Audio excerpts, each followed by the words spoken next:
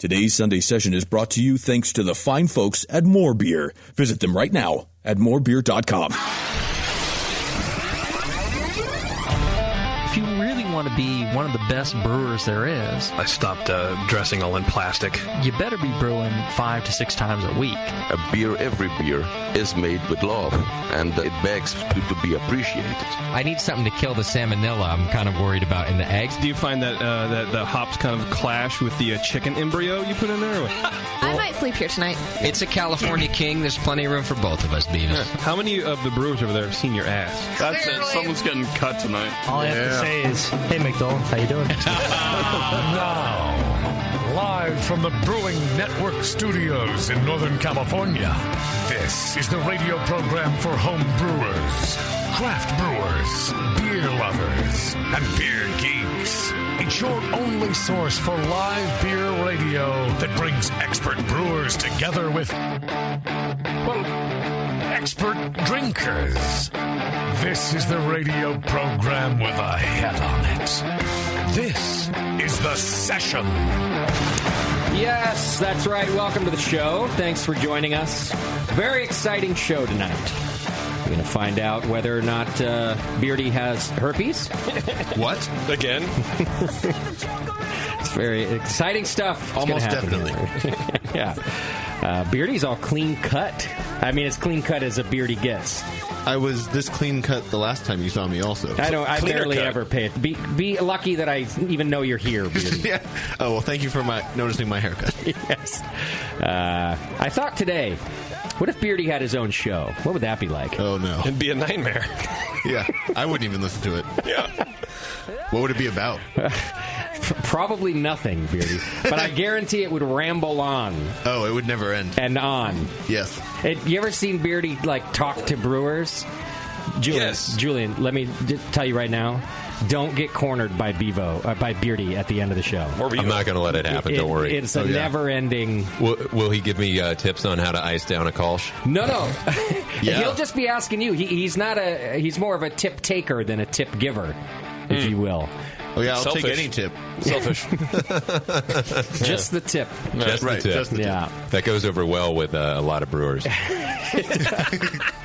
Julian Shrago is on the show tonight. Yes, yay. From from Beachwood. Right. That was close. You're paying too much attention to this guy over here. No, from Beachwood Brewing, yes. I knew. I've been waiting for this show for a long time. Of course, we've had Julian on the shows before, but since we opened up here at the Hop Grenade, I've been wanting a in-studio. And we're doing one of the largest tap takeovers we've ever done. We don't really do the whole, you can have every tap that we own. We feel like that's a little greedy. But we've got 12 Beachwood beers on tap right now. Yeah, we sent up quite a few, and thank you guys for hosting us. We were super stoked to be able to put together that list and send it up to you. It's a great list. If you're local, you can come down to the Hop Grenade right now and try the 12 beers. We're going to get through as much of them as we can. JP and I already talked last week during the show that we need rides home this week. For sure. I even took as many live reads off the schedule as I could, knowing that I was going to be too drunk to do them later in the program. So I pre-recorded some of our live reads. Smart. That's smart. Yeah. That is smart. Got to take care of the sponsors, even if we're having fun. For sure. No, I'm really excited because usually whenever we go down and I'm having his beers, it's at the brewery, and I can have 2, maybe 3, and then I have to continue on to Disneyland because I'm a loser. But now I get to have as many as I want. Yeah. I'm amazed. I've actually never left your brew pub sober. My friend lives around the corner in Long Beach, so whenever I go visit him, your place is also one of his favorites. Perfect. So we always go there and never leave. Don't worry, we don't cause any trouble, but we never leave sober. Well, I've got cameras. I'm going to go back and check the footage and see what's happening. You might want to check. Yeah, our names, our faces are on the wall now. Do not serve. We had some scandalous stuff happen in the back of the building before the landlord installed some security gates. Really? Yeah. Just people getting back there and stealing shit, or what? No. All sorts of other things. Let's just say one person handling 5 at the same time. Yes! So a fight. So just business. Right. It was a fight. Bruce Lee style. That's exactly what I'm talking about. there was a stabbing, that's for sure. Although, have you ever seen anybody punch with their gullet before? Ooh. Send us that video. Yeah, right? I literally just now figured out what you were talking about. They were tapping more than cakes. You knew what we were talking about. You just never heard it kind of verbalized before. Where's this footage? Is that where Foam Top came from, the name? Exactly. And they wanted to discourage that. Oh, look, it's old Foam Top again. Yeah, shut up, guys. It was just 5. Yeah. I don't understand. Not like your mom. Yeah, Foam Top was never going to come back. Well, that's a whole different variety. Yeah. So we're going to be talking to Julian Shrago today about the wonderful beers of Beachwood. We'll learn about the some that we have on tap here and talk about his many awards and accolades. And, yeah, it's going to be a fun show. So hang in there with us. Is anybody else, just quickly, as quickly as I can, is anybody else addicted to the news right now? Like, I can't stop reading the news. It's like watching reality television. It's the most entertaining time I've ever had reading the news. Are you talking about that flood in Orville? Or? Well, there's that. Just everything. That's fascinating. Yeah, I think my, certainly if you ask my wife, she would say, "Oh my God, Julian, will you stop watching CNN? Can we watch something else?" I'm like, yeah, just give me another hour or two. I know. I can't turn away because it's like watching a car wreck. Yeah. And I bring this up because I've always, read the news, but I'm telling you that I'm addicted right now because it's like watching the real world. It's like if the real world and the Onion had a baby, it would be our current news cycle. Yeah, it would be America. Yeah, it's really hard to believe that this is actually happening. Be our reality. Whatever it is. And that's what happens to me, exactly what you just said, is half the time I'm like, I can't believe this is happening, that I'm reading this right now. It's really... Do you have a specific... No, it doesn't matter. Just the whole ball, the whole thing. How about right now that there are photos of a public meeting with our president and his team discussing how they're going to retaliate against North Korea in the public at a golf club. Oh, yeah. There are like photos of it on Facebook with him and all of his advisors like sitting around. The public was in the back taking photos of a national security event. Yeah, but lock Hillary up. We're gonna die. Hey, this is the most transparent administration that we have had so far. I was very tempted. Transparent. They're willing to have those national security meetings in public. Hey, it's the public's business. I guess we should be thanking. The one photo I saw was someone holding their cell phone flash, right? So they could read the briefing documents. It's just like, what is happening? Yeah. Isn't there a budget and a room for this? Like one that's quiet and sealed? And I'm pretty sure there's a camera lens right next to that flashlight, too, on an iPhone. It's just, I don't know, I'm not trying to get political. I'm just really talking about the overall nature of how entertaining our political system is right now. But how about that dam in Oroville, man? That's serious. And just think of how much of that water could have been used to make beer. And shit, a whole bunch of it comes down to you in Long Beach from that dam, I think. If it does, I'm not aware of it. Well, like through the aqueduct system, it's mixed with other, but... that would make sense. It goes to the Central California, and I think further. If you don't know, if you're not from California, it's actually one of the country's largest dams, and because we've been in a drought for like 8 years here... previous to this year, it was so empty. You should look up pictures that, nobody really paid attention. Well, we're having this rainy season, and for the first time in its 50-year history, water started pouring over the emergency spillway.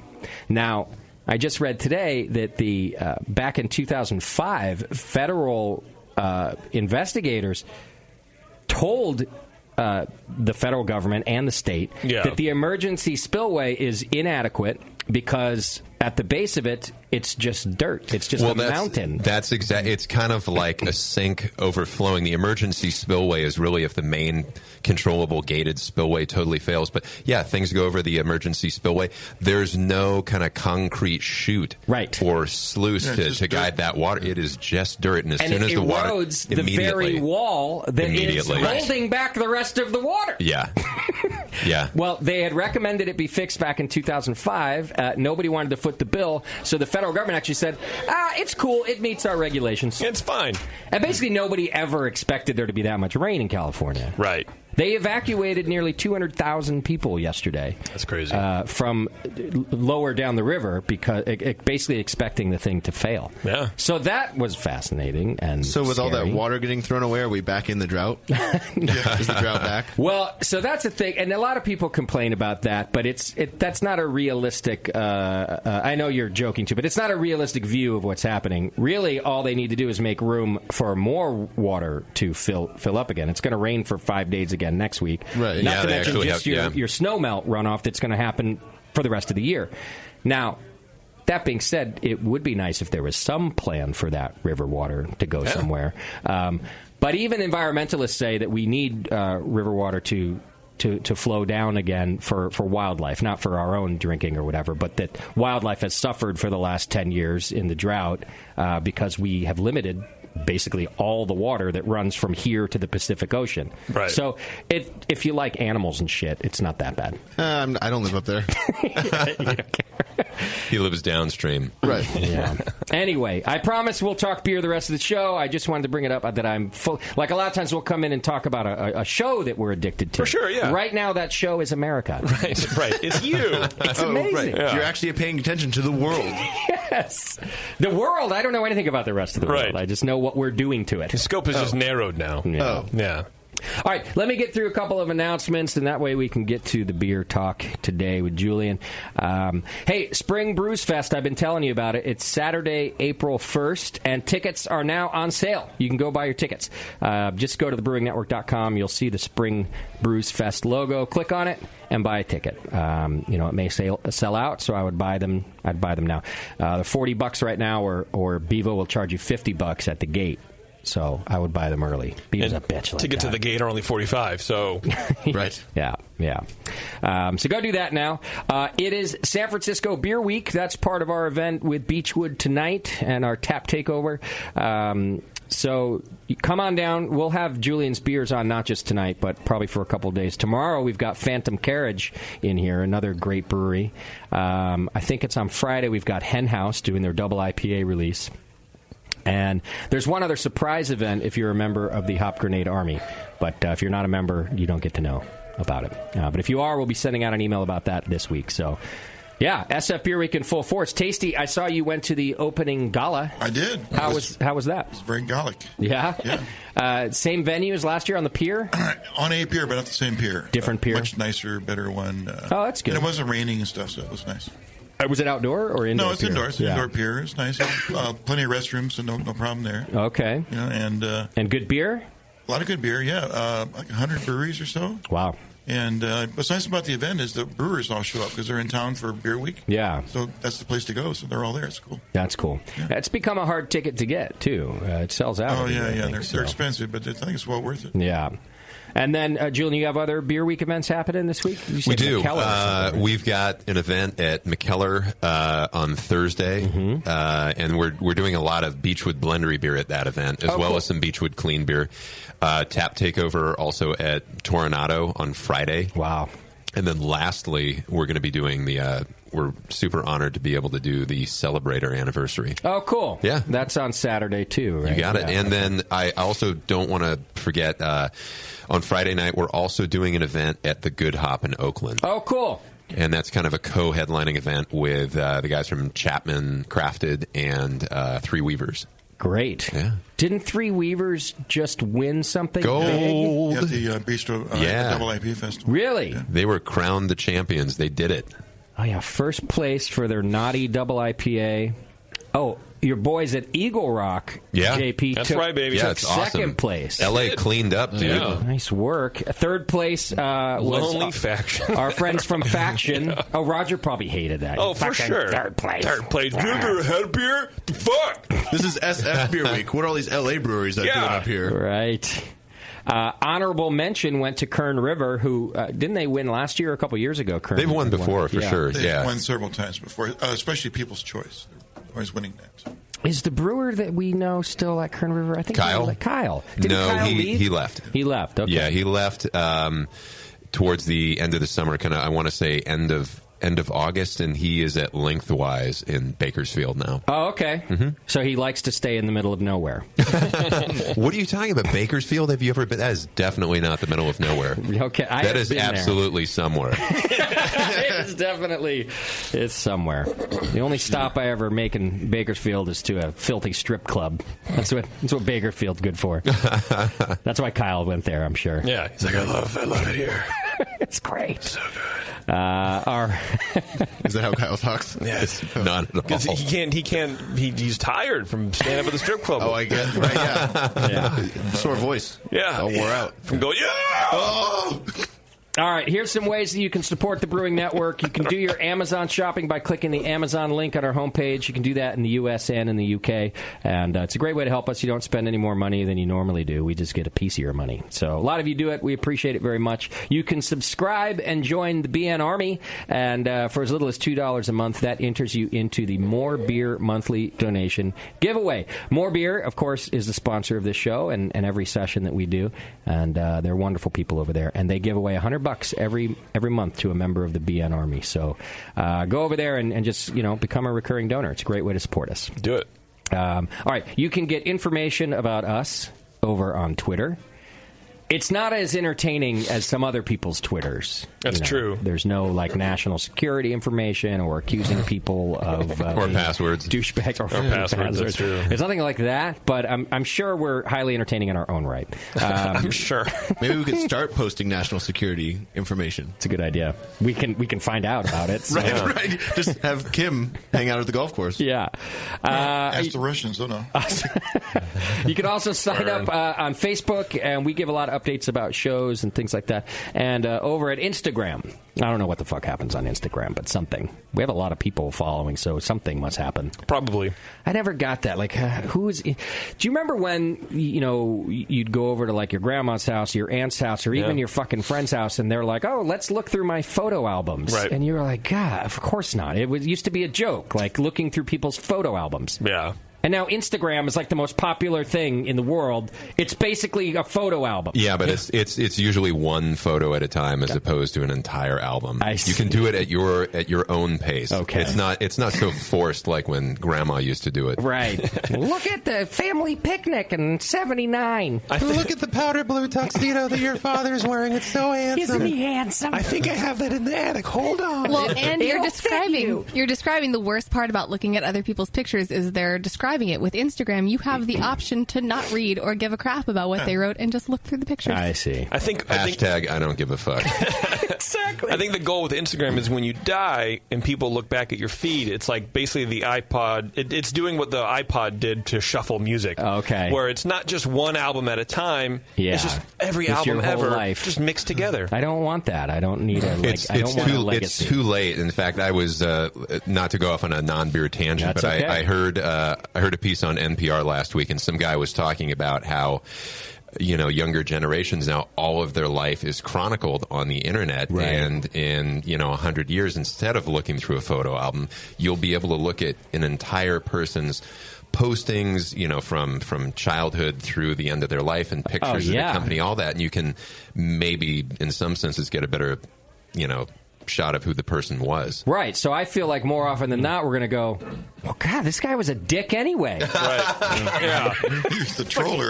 All these shitty memes. What the fuck? Yeah. He had no sense of humor. Yeah. Recycled content. Yeah. What an asshole. He killed his dog back in '85. Yeah. I'm the guy that took 1,000 pictures of beer. You are that guy, yeah, Tasty, that's right. It'll make funeral slideshows a lot easier. I was thinking that, too. You used to have to go digging. Right. And now you just, Julian said, you just search the person's name. How long before Instagram comes out with a subscription? You pay $5 to curate the funeral? And they'll just put together a PowerPoint slideshow. Perfect, yeah. You know what? It seems like Facebook will already do that for you. Yes. You log in, you're like, hey, look at here's a photo album video of the last year of your life. I'm like, I didn't fucking ask for that. No. And in fact, I always really I don't don't want it. Happy Right Foot Day. Here's a here's a video of all the things that we think you would like to see, and it's all half-cropped, shitty, blurry photos. But every time I see those, I go, I feel like I'm at a memorial service for here's my friendship with this person. Oh, it's really sad. It is sad. Yeah, I never watch it. There is a little bit of a workaround, though. Okay. And I think, at least, and this just goes to, kind of what I feel is the way to go through life, and that's do things that you're passionate about and spend time with people you love. And if that's the content of your photos, then you're covered. Yeah, that's true.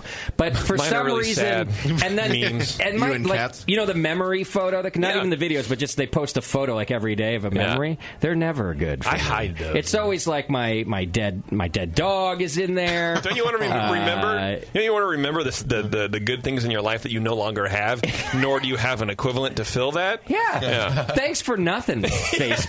Yeah, you got zucked. I woke up feeling good this morning, eating my breakfast, drinking a beer, really. Right. And then I cry. Then you got zucked. Great. Yeah. There's my day. All right, well, sign up on Instagram. There you go. And you too can be depressed while you drink your breakfast. All right, you can send feedback, which you're about to read, to feedback@thebrewingnetwork.com, and you can send show ideas there, or you can send them to bevo@thebrewingnetwork.com. Yes. All right, you want to do our Twitter game before feedback? Sure, why not? Hang on. I gotta. Or we could do feedback first. We could do feedback first. Well, Northern Brewer. It's not going to solve my problem. No, don't. That's what I got to find is a sponsor. So don't do a sponsored thing yet. Okay. I was going to make fun my fault here. There they are. All right, we're getting there. We're getting there. I have the full confidence in you, sort of beer shirt twinsy. All right, we are baseball-ish shirt. Everyone's wearing the baseball blue sleeves with the. But I'm like the vibrant colors. His is more like degraded and run He's got down. the vibrant personality. He washed his a few more times. You buy them this way now. They're distressed. Oh shit! Yeah. Oh, like the pants with the holes in them. Or my personality. That's so cool. It's just distressed. Just fucking distressed, man. All right, the Twitter game's brought to you today by the Wine and Hop Shop, locally owned and operated for over 40 years. Great friendly service with over 50 combined years of brewing experience. Half the staff has even brewed professionally. Brewing Network listeners will get $8 flat rate shipping on orders under 50 pounds. Just enter BN shipping in the notes field of the shopping cart. Most items ship within 24 hours. It's the only place to get Wisconsin Hop Exchange and Gorst Valley hops, which is pretty cool. Yeah. Grown in the historical throwback. Wisconsin was once the top hop-producing state in the Union. That's pretty cool. Yeah. I do like it seems like a lot of these hop places are becoming, the farm names are becoming just as prominent as the actual hop types, which is, I like to see that. It's pretty cool. Yeah. AHA discount there. You get a 10% discount. They got over 100 varieties of hops, 100 varieties of yeast, 75 types of malts. They got everything. So go check them out. It's the Wine and Hop Shop. All right, what's our Twitter game? Well, aside from brewing beer, Julian is also a fan of metal. Oh, that's right. Yeah, like sometimes steel. Sometimes good Fuck metal. yeah, man. But sometimes really bad metal also. I make no apologies for my choice in music. Nor should you. So I think, a lot of that translates, or some of that translates to some of the beer names and whatever. But I want to know if anybody has an opinion on what's the most metal ingredient that he can make a beer with over down at Beachwood there. The most metal most metal, like, I don't know, bone meal? I have no idea. That'd be pretty metal. I have an answer for this. as you play a very classic Motley Crue song. Yes. I really think hops are a heavy metal hard rock ingredient, and people ask me, why do you think IPAs are so popular? And for me, I think it's because the style is super aromatic, super flavorful, and highly drinkable. You really don't get that same combination in a lot of other styles. But like rock and roll, everybody likes a good rock song. They like a good groove. They like big, heavy chords, and it will never go out of style. I agree with I all think of that. hops are a heavy metal ingredient. So put that in your fucking pipe. And well, Julian won Twitter, everybody. Yay! Yeah. Send me your address. I'll send you a prize. Yeah.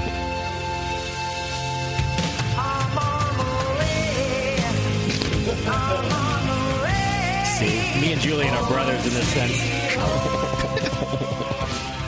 It's listed under pop metal on my. I can go with that. Well, look, they sold millions of records. Yeah, and that was with Tommy Lee wearing a leather bikini. Oh yeah. Hi, Doc. I can't see that as being a genre. Pop metal? Yeah, it's like, jumbo shrimp or whatever you want. Doc's a metal hater. He doesn't like not. it. No? No. It's okay. Not everybody can be with the times, especially when you're really old. Wow. I've been here like 5 seconds. I just got hammered. I like Winger. I kid because I love. I haven't seen you in how long, and not even a high, Doc. Just fucking hammer me right now. Oh, shit. I'm sorry. Oh, the tables are good. Well, you know what? You're probably about as old as the guys in Motley Crue. Which isn't, that's a good thing. As long as but a lot less wealthy. And those guys tear it up, man. They're on the same medication. I tear it up even for my age. That's true. You tear it up for my age, for God's sake. All right. Good Twitter game, so tweet that in or do whatever you do, and we'll pick a winner. We'll pick a winner at the end of the show. Do the things. All right, let's do some feedback. Feedback's brought to you today by the Beer Law Center. You can go to beerlawcenter.com, and John will take care of you and your trademark. He takes care of the Hop Grenade for us, does a great job. He also does brewery filings, and you name it. Go to beerlawcenter.com. Trust me, John's good. All right. Some feedback. Jason W. writes in, hi, pricks. As much as I know you loathe talking to the public, Justin, it was a pleasure to hear you taking listeners' calls again. Made the show feel more interactive and for the people. Cheers from Jason. Well, he doesn't like seeing or talking to people face to face. Yeah, exactly. If you're within touching distance, he doesn't really want to talk. It's too close, and I don't know. At least there's a phone, and you can yell at them, and they can't hurt you. Yeah, phones are fine. The person talk, the in-person talking, I mean, who gives a shit, really? Like, I don't care. They do. Fucking fax me, dude. I'd much rather get a fax from you than talk to you. Do they even have fax machines anymore? The CVS? Well, they sell them as part of the rest of the junk on the machine. So. Now, to clarify, I'm fine taking phone calls. It's the problem is it's like in the last 30 seconds of the show, if people are calling in then, we got to go. We've been on the air for 3 hours. But call in all show long. But, believe me, we'll take one less rant. We'll take the calls. And we could have, room for them. That's why we have less calls now, actually, is because I don't rant enough anymore. That's it. You don't give them time to work up a direction. I think you started out the show with a good one, though. That'll get some people to call in. I'm sure it will. Yeah. If you do want to call in, you can call in anytime while we're live. 888-401-BEER. 888-401-BEER. Bevo, you get to talk to the lovely Bevo. She's normally nice to callers. I am, and I'm obviously very gullible because. I don't believe that for 1 second. No. They call and they're like, oh, hi, I want to talk to Justin about blah, blah, blah. And then they get on and they pretend like they're Slovakian and it's really annoying. I heard you're into that sort of thing, though. She has an accent.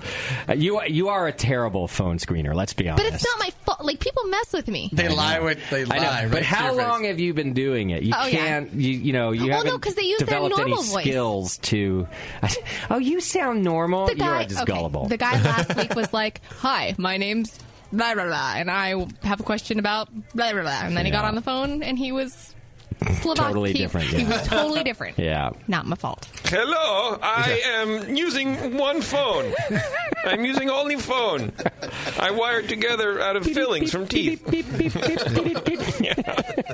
Speaking of phone numbers, did we ever figure out what the answering machine phone number was? No. I don't know. No. Are we paying for that? It's like something DOTW. If you can figure out the other numbers. You guess the other numbers. Yeah, you'll be fine. Somebody's got it We weren't down. getting any good calls anyway. It's a moot point. It doesn't matter. That's true. Yeah. It was bullshit. Well, and if you remember, most of our phone calls that we got for Drunk of the Week live weren't very good anyways. We made them better. Right. Right. That's true. And that's just a lot of work. So yeah, it's tiring. Just call in live. Yeah. And by the way, we still take Drunk of the Week calls, too. Right, you've always said said that. It's a common misconception. Right. People are like, you don't take Drunk of the Week calls Or you can be anymore. drunk That's any not time true. in the week. Just leave the message. Yeah. Well, but not if I can't. Not if I don't. Right, we don't know the number. 888-WIN-DOTW. No, it's not 888 though. All the 888 numbers were gone, I think. Beverly, goddamn. Or did you just look it up somewhere? No, I'm reading what Blobber is writing in the chat room. In the chat? I figured that He's not even American. Could you say it again? To know our area codes. Call that number and see if that's what it is, because I feel like it's 805 win DOT. I feel like it's 405. I don't even think it was like 888 numbers. Try it, B. Okay. Yeah. See what happens. Call and be drunk. Leave a message. All right. Ben in Fort Collins wrote in. He was upset with me about my... he was hyper upset with you. Whoa, really? Well... What could you have done? And I'm so stupid that I do these things. Like, we're opening a hop grenade in Fort Collins, and then I insulted Fort Collins. Oh, you mean photo? But grow some fucking skin. You're going to get the shank. You know that, right? But I'm going to say that. Now, see, these are the conversations. These are the conversations I do like having in person, in public. When I can tell people, stop being such a pussy about things. And all I said was I was making fun of Colorado for using too many acronyms. Right. You know, FOCO, LODO. That's all. Mordor. Which is where we're opening. Right. Yeah. No, we're opening. Anyway, here, in his words. Hi. Oh, and this is what's worse. Hi, I just listened to your podcast for the first time. Oh, wow, really? And he's from Fort Collins. For the first time. It's not bad. He's already got an opinion after one? First time, last time. When I tuned in, I noticed someone ragging on Colorado about how we love using acronyms for cities or regions, like FOCO, LODO, Rhino, NOCO. Or how the only people who use the word Frisco are from Colorado, which that wasn't me. No, that was JP. Yeah, that was totally me. I'll own it. So it's still not okay to do that. He says, I feel that I need to clarify some things for you guys. Oh, well, by all means, unleash your feelings into the internet. I'm from and I live in Fort Collins, Colorado. FOCO. And it's true that we do have lots of silly acronyms for cities. But we are in... By the way, can we just stop there? Right. It's true that we have lots of silly acronyms for cities. Signed, Ryan. Why can't this email be over right now? You're all done. You're from there, You're and you admit that they're silly, but you don't like the fact that we were calling them silly. Well, here's why. Because we're just from FOMO Frisco. for FOCO. It's because we are by no means the only ones. You may not be aware, but Colorado has been flooded with California transplants. I am actually aware of that. And in fact, you can't swing a stick around here without hitting some hipster douchebag who refers to their home state as Cali. Cali this and Cali that, or they constantly use the acronyms NorCal or SoCal. Blame Dr. Dre, all right? NorCal and SoCal's cool. We don't say Cal. He says, even when they talk about beer, they say, the best beer is from Cali, bruh. Yeah, they're idiots. And he says it's the same with the MJ. Now I think he's making fun of people from Riverside. Yeah. We're going to have to write this guy a letter. Yeah. Yeah, Riverside is so close to the beach. He says it's the same with marijuana. The best weed is from Bolt, bruh. Humboldt, referring to Humboldt. I have never heard. I've never heard anybody say that made up. That's new. Although I bet that douchey California transplants in Colorado use Bolt. I could see that happening. They probably say it's from Jefferson. I'm drawing a tear in my eye that all these douchebags left California. And then he says, the only person I've heard use the term Frisco, which we were talking about, was some fucking guy from San Francisco. But that person still had it wrong, trust me. Nobody's dead now. Yeah. So he says, before you throw shade at a state, check your own backyard. That being said, I enjoyed the show and looking forward to the next podcast. Ben, but it's not it's not our backyard. It sounds like it's your backyard, Ben. Our backyard's clean and free. Well, Ben, I certainly agree with you. And by the way, I don't like all the Cali, NorCal, SoCal shit either. Cali is bad. I've never used that, and that would make me uncomfortable too. That sounds very douchebaggy. I've been here a long time. Yeah. Not going to ever do it. I would never say I'm from Cali. Frisco, actually. I would never say I'm from NorCal or I'm headed down to SoCal. But I don't mind those because they've been in like popular culture for the last 20 fucking years. So it's kind of a thing now, right? Well, I use those, I think, in emails and texting. You do? You know, when Yeah. I'm talking to people. Yeah. Which is a fairly normal thing to do. I say California. Not for Justin, though. Yeah. On the phone or face to face? Then you would say, I'm from Southern California. I live in Northern California. I do that too. But Ben, you're right. But listen, it's not the last time I'm going to make fun of Fort Collins, especially now that I'm going to be a semi-resident. Right. So you're going to have to grow some thick skin. Try another podcast. And you'll probably do it while you're there. Yeah, and why wouldn't I? I make fun of the people here in Concord, too, because they fucking deserve it. Hey, we are amazing You people. make fun of the Leave us people in alone. Martinez. And I love Martinez. In fact, Ben, From Foco. If I stop making fun of Fort Collins, you should be really concerned, because it actually will mean that I don't like the place. I only make fun of places that I like. Can we make a beer called Foco U? Julian, can that be our collaboration? Sure.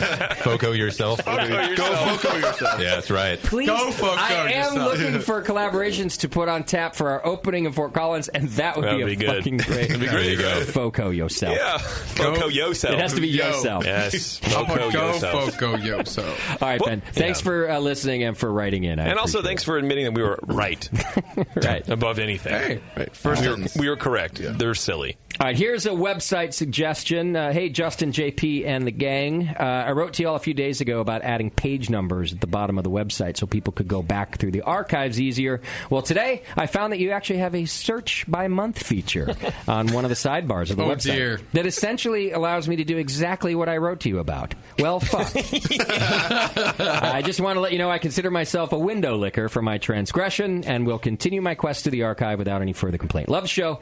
Getting through my work week, blah, blah, blah. From Which Cameron. I admitted the email that he sent because it was between the things, but it was essentially 4 paragraphs on how we could fix our transgressions. Well, Cameron, I actually agree with you. So there is a search function. You can, if you know the brewery name that you're looking for, or the name of the guest, you can just type that into the search function. There's also the by month function, but I actually agree. Our old website used to list the archives in a easier way to browse them with page numbers on the bottom, and I am fixing that. We're having another new website built right now, and I'm not doing it, so that's a good thing. So it's not going to give you the heart attacks that the last one gave you? Exactly, and the last one was just a temporary fix anyway. I don't think I said that at the time, but for all the work you did on it and all the... Yeah, but that was the thing. I had to do all that work so that I could then have somebody who knows what they're doing make a great website. But you have to lay the turd for someone to polish the turd. Correct. Okay, got it. So,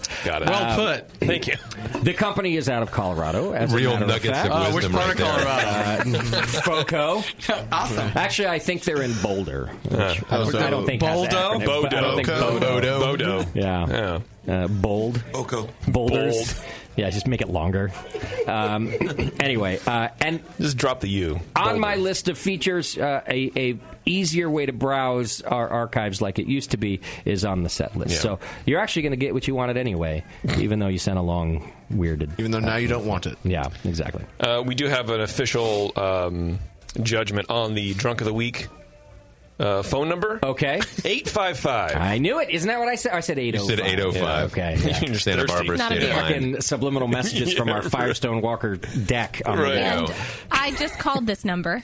Uh-huh. And do you know, it's like, thank you for calling the Brewing Network. For an employee directory, please press 1. What the hell is Who that? set that up? I did. But then doesn't it first say if you're calling for... And then it says, for DOTW, press blah, blah, blah. Got it, yeah. Well, listen, we're professionals here. And, yeah, but whose extensions are on there? None's extensions. Because it's our cell phones, and the last thing we want is fucking listeners calling Bevo in the middle of the night. Yeah. It's happened. That's the first thing we want. Remember that? For Bevo, press 2. Oh, fuck yeah! Is this Bevo? It's happened. I made the mistake of having my phone number on my Facebook, and you can call through Messenger. No. Yeah. And a creeper called me like several times. Really? He got blocked. Bevo. Schumann, stop it. Would you be okay with it, though, if the creeper was remarkably handsome? Yeah, and had an English accent. English accent, too, yeah. And had sleeves and a bald head. It's the same, though. Bevo. Hello, Bevo. Hello, Bevo. Source in the middle of the what night. if it was Jude Law? Would you be okay with that? Put that away, Red Hot. I'm trying to run a business out there. Someone just flashed me in the window. Yeah. I believe that's our first female flash. We have had a lot of male nipples on that window. That's true. That was a great set. Another reason why you should watch the show live. Did that really happen? That happened. No, you missed it. Just happened. Thank God my boss isn't here. You have a boss? Well, he's pretty. I mean, the general manager. I guess I'm his boss. Oh, he's here. Oh, shit. Oh, so Kevin? Yeah. There, he's just handing her, he's giving her $20 right now. Yeah, I left her with him. Great. And he let her near the window. She does have a great set, though. Yes, she does. Okay. Chris writes in, what the shit? What's with all the hate thrown at JP? That's right. That's what I've always... Welcome to my life, Questions friend on that the have internet. never been asked on You're your a show. hate magnet. I may or may not have written this email. He says, sure, the East Coast IPA thing is getting tired, but is this the only thing to gripe about on the session? Oh, fuck no. We can do better. Make the BN great again. Keep up the great work. I can't tell if that's an email in support of you or not. Because he starts, what's with the hate thrown at JP? But then he says, and I'm gonna paraphrase. Right. JP, shut the fuck up about East Coast IPAs. Yeah, I don't know. Are we done? Hey, they're your listeners. These I are don't your know. fans. Shit. Maybe he likes that you hate things. He just wants you to hate something else. Hate More- something new. He doesn't want to diverse. curtail the hate. Right, He just wants to shift it. Redirect it. I hate West Coast versions of New England IPAs. Is that better? That's And new. acronyms. Especially ones from NoCal and SoCal or whatever. Yeah, I saw one of those Friday nights. And the Bolt. Jefferson. And the the state of Bolt ones are Jefferson. the That's right. I That's saw one of those baby. Friday nights. Like, what are you having? Oh, I'm having this cloudy IPA. Like, I'm not going there. All right. Well, that was from Chris, who's a ranger in the BN Army. Thanks for that. All right, and now this one is hate mail for me. For you, exactly. It's targeted, right? Well, as the listeners know, I have been diagnosed with a severe vitamin B12 deficiency, which is basically a liver problem. Oh, and I mentioned that the last time I had said liver problem, where like my enzymes are all like elevated and shit. Wacky. Listeners wrote into me and were very nice with advice, and one of them is even a medical professional who sent me some stuff to take. Well, on last week's show, I mentioned that, and the first thing I said was he sent me medication. And then the look on JP's face when I said, like, thinking that I'm taking somebody else's prescription. Yeah. So I very quickly was, like, trying to think of another word. I was like, no, not that. Like homeopathic stuff. Oh, like herbs and crap? Right. Yes. And the look got worse, by the way. Yeah. What did he send you? Like powdered deer penis or something like that? Yeah. Sublingual deer penis? This is where Rub it on your cock. This is where he got upset. Because the stuff he sent me is not homeopathic, and in fact, it is the number one thing that doctors recommend people with my particular liver conditions take. Is it by any chance B12? It's not. But it should be. I am now on like an enormous regimen of B12. Figuring out, and I have to do that for 6 weeks to decide if I need injections. Now you don't have to justify drinking all those Red Bulls. No. Be like, hey, I need this fucko. This is my medicine. I have a full jar of B12 gummy bears at my house. Oh. They're all yours. I've got all the B12 I need for the moment. Oh yeah, and it might not even work because if my liver's not absorbing it still, I then have to go to injections. Ooh, I like that. You like needles too, don't you? He likes injections. Yeah. Didn't say I like needles. So, this particular listener, who, by the way, originally, back when I had my original problem, took time out of his day, and he sent me, so he's very nice, was upset that I called it homeopathic because he thinks that... Because everybody else was upset you called it medication. Yes. But he thinks that's a load of shit. It's not it's real shit, and he wanted... And I told him, like, I'll do a fucking PSA or whatever. Anyhow, do you want to just hear what his... I would love to. Hey, Justin, glad to hear you have a B12 deficiency. Because you're a prick. I can fix that over the internet. No, he says, glad to hear you have a deficiency-induced neuropathy, which that is what I have. And then based on what you described on how much you drink, that was my first guess. And by the way, what he means is he's glad I don't have syphilis or HIV or any of the other things it could have been. How do we know? I got tested for all of them. My doctor sent me for science. You have no idea. There was like 12 vials taken out of me. Were you out of where? Out of my dick. I was like, there's not much left. Yeah, it's the only vein still working. So who suggested that? The doctor. Okay. Yeah. She basically, I was having other issues, and she's like, all right, we're going to test for everything. And luckily, I got the best of what the clean bill could be. Well, no, I got the least problematic of the problems. Well, yeah. If we can treat it. Can you transmit a B12 deficiency to somebody else? I don't think so. Why are you worried? Yeah. I need to All be right. tested. So he says, I'm writing because I'm the guy that sent you info on milk thistle extract. That's the stuff. That's homeopathic. Is it? Yeah, it's not like the farthest. However, it is still. I did a lot of reading on it after he yelled at me. Right. It is the number one recommended thing by medical doctors for a liver functioning like a mine. lot of prescriptions are written for. So it's called the Silymarin. I'm probably saying it wrong, but whatever. Milk thistle extract.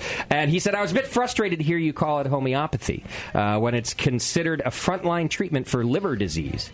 I'd rather we don't use the term liver disease yet. Well, yeah, you're not old enough. Wow. Let's just stick with personality disorder. Yeah, that I can deal with. It's a condition. I have liver malfunction. A liver condition. Condition, fine. He said homeopathy is bullshit and should not be associated with plant-derived medicine. Well, isn't like aspirin the original homeopathic, drug out there? I mean, it's derived originally from willow bark, I think. Is it?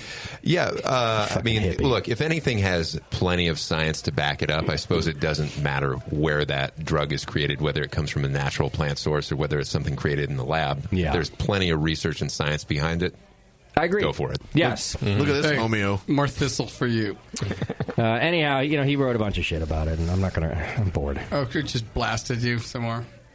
We can't hear that. But he does say it will help your liver be able to metabolize the B12, and if you want to walk in 5 years without being on a fuckload of Vicodin, who says I want that? I read that and I was like, oh, this is good. Are you telling me that my next option is a shitload of Vicodin? Yeah. I'm in. Wait, no. Winning. You're already on a shitload of Vicodin. We just don't tell people. Right. Wait, you could be in a whole shitload. I mean, it doesn't count if you snort it, right? No, it doesn't. That's not a Or if you take the suppositories, it doesn't. That does not count at all. Yeah, the booty bump. Yes. I like to rotate between. Hey, come on, you got to spit around a little. Anyway. Michael, I got the fucking Silymarin, okay? I'm going to take it. So thank you for your help. I do appreciate it. Call Marin silly? Yeah. That's a place in Cali. Whatever. What? Nor-Cali. Nor-Cali. All right. That's your feedback today. So thanks for writing in. I appreciate it very much. Before we go to break, let me remind you about... this name. Neshiminy Creek Brewing. Yes. Yeah. You see why I'm doing this one early in the show? Is that an Indian name? Neshiminy Creek Brewing has been on the Philly beer map since 2012. 3-time Philly Beer Scene Magazine Brewer of the Year, 14, 15, and 16. 2-time GABF Vienna-style lager medal winner. That's cool. 2013 the gold and 2016 the bronze. I love a Vienna lager, too. So, dude, absolutely. Also it's a tough bronze... style. It is, right? Yep. They also got a bronze for their smoked lager in 2016. They've expanded and recently renovated their tap room with 24 beers on tap, 18 which are rotating and seasonal beers. Variety of beer styles from hoppy double IPAs to sessionable and poundable lagers. 2 oak fermented saisons and sour beers, so a little bit of everything. Free brewery tours on Saturdays and a new second location opening this spring. You can go check it all out at NeshiminyCreekBrewing.com. And we thank them so much for joining our family of sponsors here on the session. Yeah, man. Family. It's a family. Let me borrow $20. Family. Shut the fuck up, Beardy. Yeah. I didn't even say anything. You thought it, though. I did. All right, we're going to take a quick break. When we come back, it's time to start talking Beachwood beer with Julian Shrago. Yeah. And we got a lot to drink and talk about, so hang in there. It's the session. We'll be right back.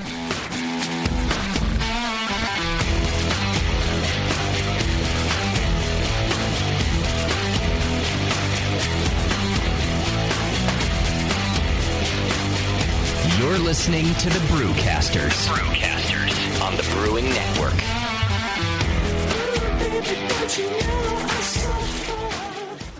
Are you a member of the White Labs Customer Club? If not, you should be. It's the easiest way to earn free stuff for turning in your old homebrew labels from either Vials or Pure Pitch. All you have to do is save your labels and redeem them for things like free yeast, an exclusive White Labs t-shirt or sweatshirt, and even the opportunity to brew with the yeast man himself, Chris White.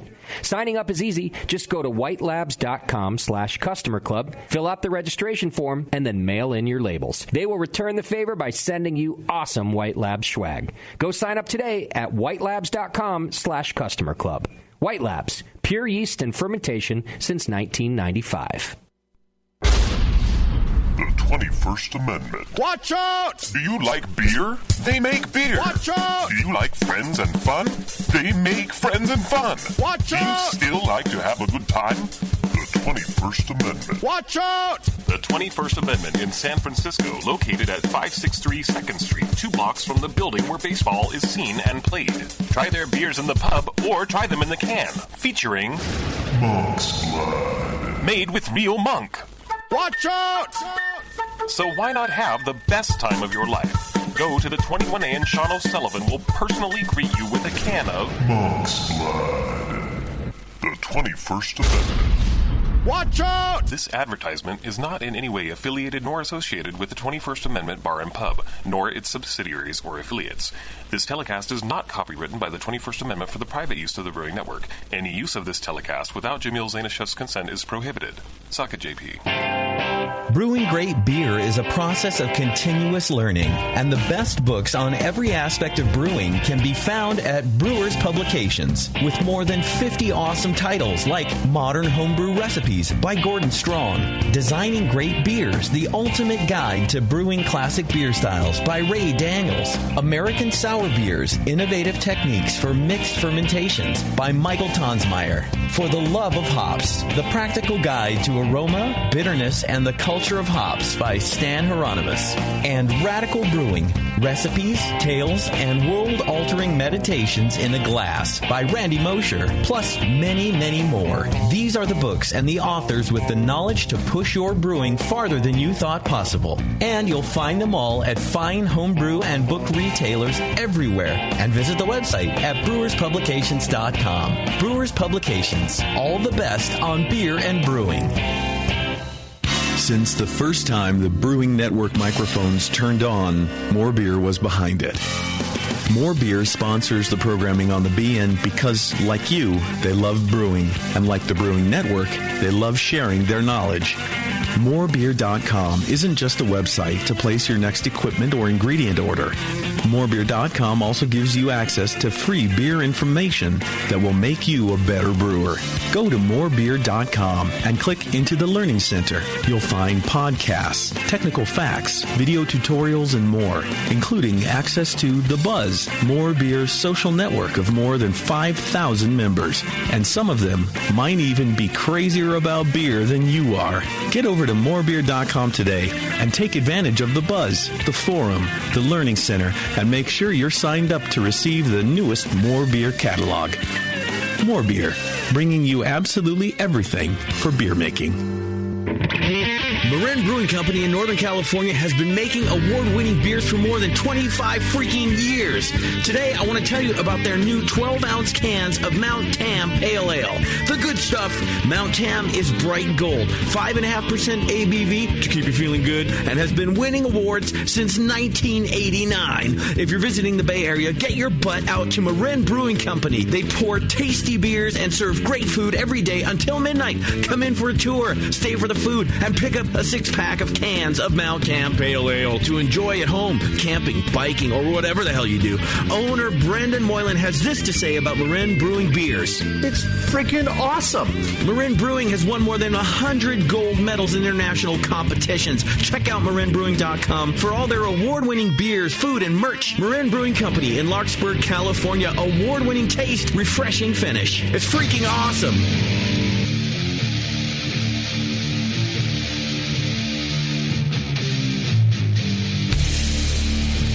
This is Corey King from Side Project Brewing, and you're listening to The Section on the Brewing Network.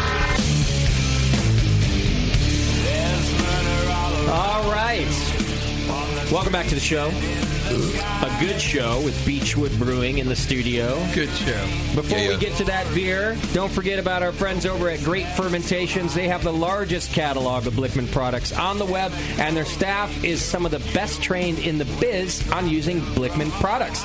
They've got top-notch customer service and same-day shipping on so many items. Check them out at greatfermentations.com, and be sure to like them on Facebook, GR8 Fermentation, Great Fermentation, and Instagram and Twitter. GreatFermentations.com. See, everyone's on Instagram, dude. I know, it's the thing. Telling stories. I was on it this morning. Because people... And I feel so fresh and clean.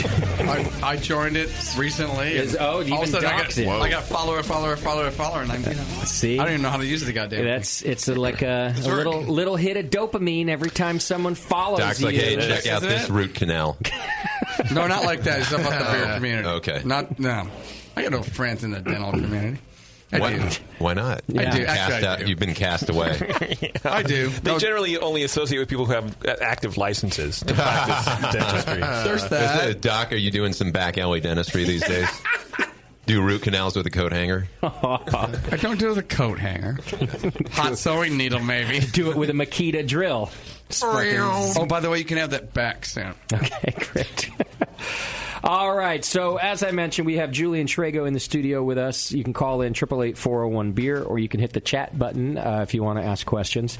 And before we get into the beer, by the way, because we're not going to go too far into it, I just want to mention that your Loma Prieta Pilsner, right? Yes. Is a fantastic Pilsner. Thank you. Such a good beer. Thank you. It was refreshing. I had two already. I've talked to people out there, and that's the first thing they said. Oh, yeah. Was how awesome that Pilsner. Oh, it's so Thank good. you. I've now moved over to the Citraholic. That's what I'm talking about. Which is a big jump. Really. Should it be Citraholic? Is it Citraholic? Hey, by the way. Shouldn't it be something else entirely other than what the guy who made it up it flows off intended? the tongue a little bit better. By the way, you guys are totally fucking busted because I was in the bathroom and I saw your event poster in there, and I'm gonna read the last sentence for the Beachwood night description. Okay. Come enjoy his company along with a huge lineup of his SoCal classics. Wow. That's it. You guys are done. We are buzzing. You know who wrote that? Up here in NorCal. Is Moscow. And Moscow uses all the shitty words. Like hella. I've always wondered who wrote those. He hella uses shitty words. Why didn't you have Kim look it over before you let Moscow out on the real world? I don't know. Yikes. Give him something to do, I guess. That's his job. Good. Totally busted us. Frisco favorite. I'll get him up here in Frisco. The Frisco kid. Yeah. Even though he's from SoCal. He abbreviates everything because that's all he does is type in the poker chat. So makes sense. Shorthand. All right. So before we get into the beers that we have in our glass, I did want to try to talk about your brewing history a little bit because it's interesting to me, and I'm going to tell you why. Because this is your first professional brewing gig. Yeah. You were, and we've known Julian for years now, since you were a lowly home brewer, brewing amazing beers. And of course, it's not uncommon at all for a home brewer to turn pro. But I feel like you just sort of jumped over what most people have to do entirely, and ended up in this brewery position that you're at as a head brewer and a partner, I believe. Skipped over all of the sort of resume building, at least as a professional, and also hit the scene as an award-winning brewer. By the way, multi-award-winning brewer in the first year of your beers hitting the market. And I don't know how the fuck you did it, Julian, is what I'm getting at. Good luck. It was a good homebrewer. Well, you were a great homebrewer. Let me be more specific. Yeah. How did you get... Beachwood Barbecue was a staple around Long Beach for years, right? Really been around. Seal Beach, technically. Seal Beach very okay. like the northernmost city in Orange County, which abuts Long Beach, which is L.A. County. Okay.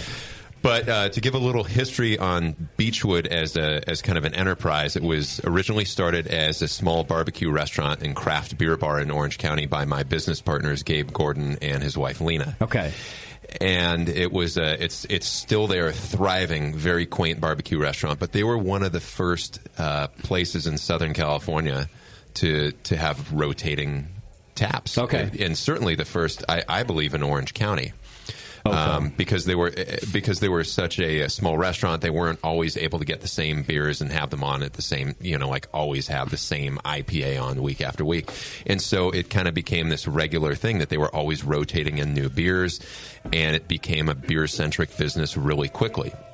And I became friends with Gabe and his wife Lena shortly after they opened Beachwood. I loved hanging out there. It's still an amazing place. So as a patron? As a patron. Yeah, okay. Yeah, and at the time, kind of in the early 2000s, I'd become a little discontent with my day job as an engineer. Not that I disliked engineering, I just...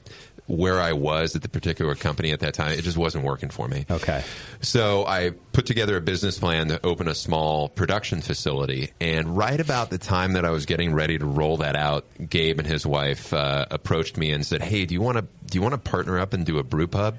Because they wanted to expand the enterprise, but they didn't want to just do a rubber stamp of what they already had, a carbon copy of what they already had. And more people were opening beer bars and more people were having access to really good beer. So what was going to set the second Beachwood apart from... Okay. And that was... So that makes sense to me. And I don't mean this in an offensive way, but... But why do that with you? Why do that with someone who doesn't? No track record. No track record, and I'm just, you know what I'm saying? Like I hear that you were friends. They probably tried your homebrew, which any one of us who had tried loved it. And that was certainly one of the things that brought us tighter. Is I used to bring my homebrews to Beachwood and share them with everybody pretty frequently on a weekly basis or a couple times a week, and often Gabe would close down the restaurant, and he and I would just be hanging out, sharing some homebrew. Okay. And it was a friendship that formed pretty quickly through beer. I was really fortunate, and it's probably just good timing on my part, that when I really dove into homebrewing and got super passionate about it was before this whole second wave kind of took off. Okay. And so I was able to, I feel that there were a lot of brewers that were very accessible at the time. Like I became good friends with Jeff Bagby, with Tommy Arthur. I got to know Vinny Cilurzo, and then people like Roger Davis. And they tried my homebrews, gave me feedback. They invited me to come and hang out at the breweries, and eventually they started inviting me to come brew my homebrew recipes on their systems at a professional scale. So I got exposure to it. Okay. Before I even went pro, which was an awesome opportunity, and sure. I owe all those people so much for that. Well, and then now for your part to take that leap, how did you have even the confidence that you could build a professional brewery? I mean, that's a whole other animal, right? It sounds like you knew your way around a brewery by then. You knew you could brew on a professional system. But what about putting one in and deciding what you need? And, I mean, where did that come from? Talking to a lot of people, and fortunately there are a lot of people who are willing to share information. And I think, by no small measure, my engineering background helped me with a lot of that stuff, because so much of running a brewery, especially the larger the brewery gets, it's just a lot of mechanical operations. Sure. And so having exposure to engineering helps a lot. Okay.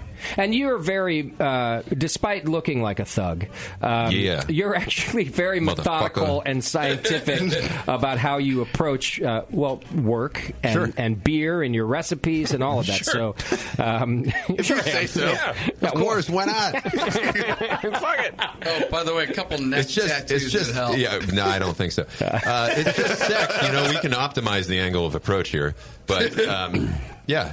Okay. So this is how you approach things. So you felt confident then at the time that, fuck it, we can do this. Well, I was excited, and when you do something like this, you have to believe that you can do it. Mm-hmm. And I tried to kind of check myself and make sure that my sense of ambition didn't outpace my sense of humility. Okay. So I was always looking for criticism and ways to kind of keep myself humble and driven at the same time. Which is how you approached your homebrew too. I hope so. You really invited criticism and absolutely how to make it better. Absolutely. You've got. I learned a valuable lesson from my father a long time ago. Was you've got nothing to lose by assuming that criticism is valid. Yeah. And those are words to live by. At least for me, they are. Yeah. And I was always inviting criticism, always entering competitions, because I wanted feedback and I wanted to see what people thought of my beers when they had no idea it was my beer. Yeah. when they knew nothing more about it other than this is the style. That makes sense. Yeah, that's you got the real feedback. about it. Okay. I mean, nothing is shittier than hearing somebody say, "Oh, I don't enter competitions because the beer is good. I know the beer is good." That's like saying, ridiculous, yeah. "Hey, I jack off a lot. That's why I'm good in bed." Come on, buddy. That's not true. Don't knock it. Tell my hand that. Right. I mean, righty's better than lefty, but.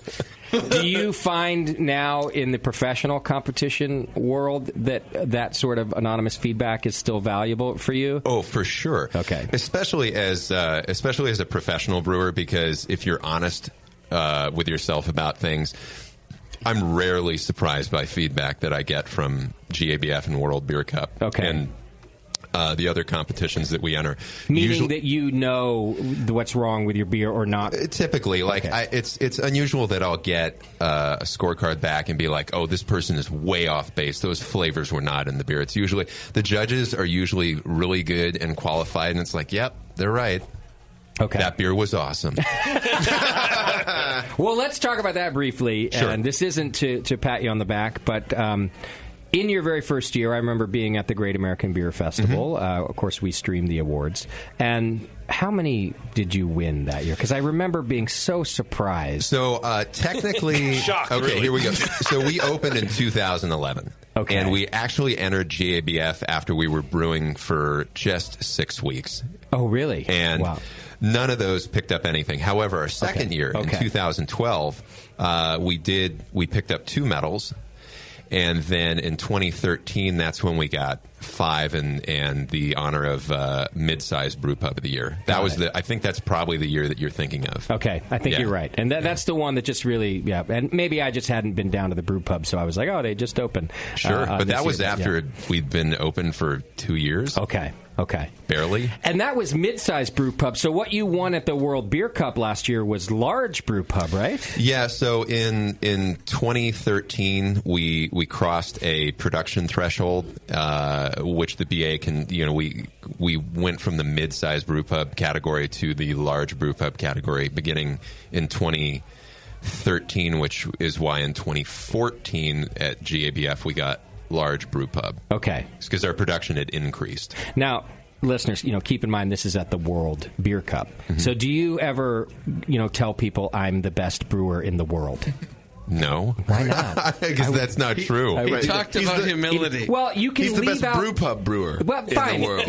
The large brewpub. There are qualifiers, but it's not inaccurate to omit the qualifiers. If they ask further, you go, oh yeah, well at a large brewpub, it's still true. You're a best brewer in the world. Why even include brewer? Just say, okay, I'm not going to. I'll take it. You can only agree to the fact that you won a major national award. I mean, you can draw your own conclusions from that. Yeah, I mean, you could say, only the people that entered could have won. But actually, this is what I'm getting at, Tasty. I don't think it's enough for you to say, I won a major national award. In a competition of the world's large brew pubs, you were voted the best in the world. Well, not just SoCal. And what's significant is that happened multiple years. Yes. One time, there's a lot of luck associated with judging beer. You hear him shitting on your medal right now? I'm sorry. That's fine. You can do it. I'm just taking all the shine off. He looks like he needs to take a shit anyway. Put a little, Well, he probably paid a judge or two. He only won mid-size once. Yeah, you know what? These guys can say whatever they want. Those medals are on my wall. Now they're a little more tarnished. Yeah. Well, I also bring this stuff up, Julian, because I'm so very proud of you. Thank you. From having known you as a home brewer, you're always very nice to us, and to see you take this jump and have so much success right away, I'm very jealous. Good job. Thank you. That's very kind of you. Yeah, you did a good job. All right.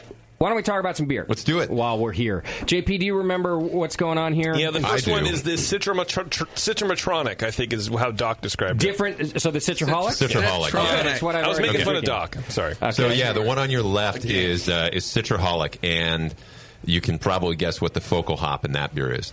That's Amarillo. Totally Amarillo. It's a year-round IPA that we produce at our production facility in Huntington Beach. and the focal hop is obviously Citra. The entire dry hop is Citra. There's no caramel malt or crystal malt in the beer whatsoever. We like to keep it nice and dry. We don't like any of those sugary flavors to pack up behind the hops. None of it. Not even a little bit. No, none. Okay. Is that your thing too, Tasty? You like a little bit, I thought. I do like a little bit. But Okay. the beer has to be well attenuated to support that. Yeah. We do use small amounts of light crystal malt in some of our IPAs, but it's usually 2% or less. But this beer and our other flagship IPA, Amalgamator, which is our Mosaic Hop IPA, neither of those have any crystal malt in them at all. What would it do to the beer if you had put some crystal in here? What would I notice? Well, it might emphasize some fruity notes in the beer, but kind of make them just kind of sugary sweet instead of. It's just not a note that I want to emphasize. We do use some honey malt in this beer, which is something I discovered a long time ago as a home brewer, and I found that honey malt can really kind of bolster tropical flavors in IPAs. So we do that. I think it works really well with a lot of modern hops like Citra, Mosaic, Simcoe. Okay. And what kind of percent would that be as a grist? I would recommend 2% or less. 2 or less. Yeah, it doesn't take much. I don't know if you guys have ever tasted honey malt on its own. It's a lot. Just to get a honey flavor. Very 3-4%. It's like bloated with honey. That's a lot. I mean, have you tried it? Like higher percentage? Not in an IPA. I wouldn't want it that high. We use it in. We don't use it really in many other beers. We do use it in a nitro coffee porter that we brew at the pub called Pablo Escobar, brewed with Colombian coffee. Nice. But we do that to kind of emphasize, what we do want a little bit of sweetness in the base of that beer because it's like a nice coffee. You don't put cocaine in it or anything. No, that was the other alternative. We're like, hey, one of my brewers came up with that name. I said, we're either brewing a beer with cocaine or Colombian coffee. Gotta get them jacked and up. you pussies chose coffee. Right, we totally fucking put that on. The accountants chose balls. My thought here was that you're going to get people that argue that 2% of in the grist is not. You're not going to even know it's there. People can say whatever they want, and people can be wrong. Well, it's the argument. I'm just saying. Have you tried it a little more, or you dialed it into 2? I've dialed it back, but for me, that was honey malt was something I started playing around with as a home brewer. I first started using it close to 15 years ago. Mm-hmm. And it was in a higher percentage in those beers, and it was very powerful. I find it's very powerful, like that malt specifically. Okay. I don't think you need much in an IPA, but small percentages work miracles. Yeah, and it's barely noticeable is what's happening. Like Doc's not getting any honey character. No. But there's an ester in there that's adding something to your beer. It's just there's always the argument about, especially in IPAs, going a little bit over on your weird malts and stuff, and 2%. You could also argue the argument like I'm not even going to taste it if it's 2%. I think you. But maybe that's the point: do. is that it's doing something and it's not sticking out like a sore thumb. So my question was: have you tried it higher or lower and dialed it in? A long time ago, and I settled on this much lower percentage quite some time ago. So that's something I wanted to point out is that even though I just sort of said you went straight from homebrew to pro, so I don't want to belittle that. You've probably done all these experiments before you were ever a professional. So that when you were writing recipes as a pro, you already kind of knew about crystal and how to make all these things work together? I mean, largely yes. Okay. But being a home brewer and brewing lots of different styles as a home brewer and brewing frequently helped develop my predictive sensibilities when it came to mixing ingredients. Like I still use Pro Mash today. Okay. And I can look at a recipe on paper and look at the percentages and the numbers and say, I know what that's going to taste like. Wow. And there are a lot of newer beers that we've created at Beachwood styles that I've never done before. For example, Mocha Machine. That's a beer that's done really well for us, and that's a beer that's got a lot of different flavor components that have to be balanced. But that was one that's gone through some changes. But when I developed the base beer for that, looking at that on paper and saying, I know what that's going to taste like. Some of these malts I haven't worked with before, but I've tasted them, and I know what those numbers are going to mean in the finished beer. Okay. All right. That's the big advantage of making multiple batches. You know, as a home brewer, you get to learn all this stuff. For sure. And you pay attention to it.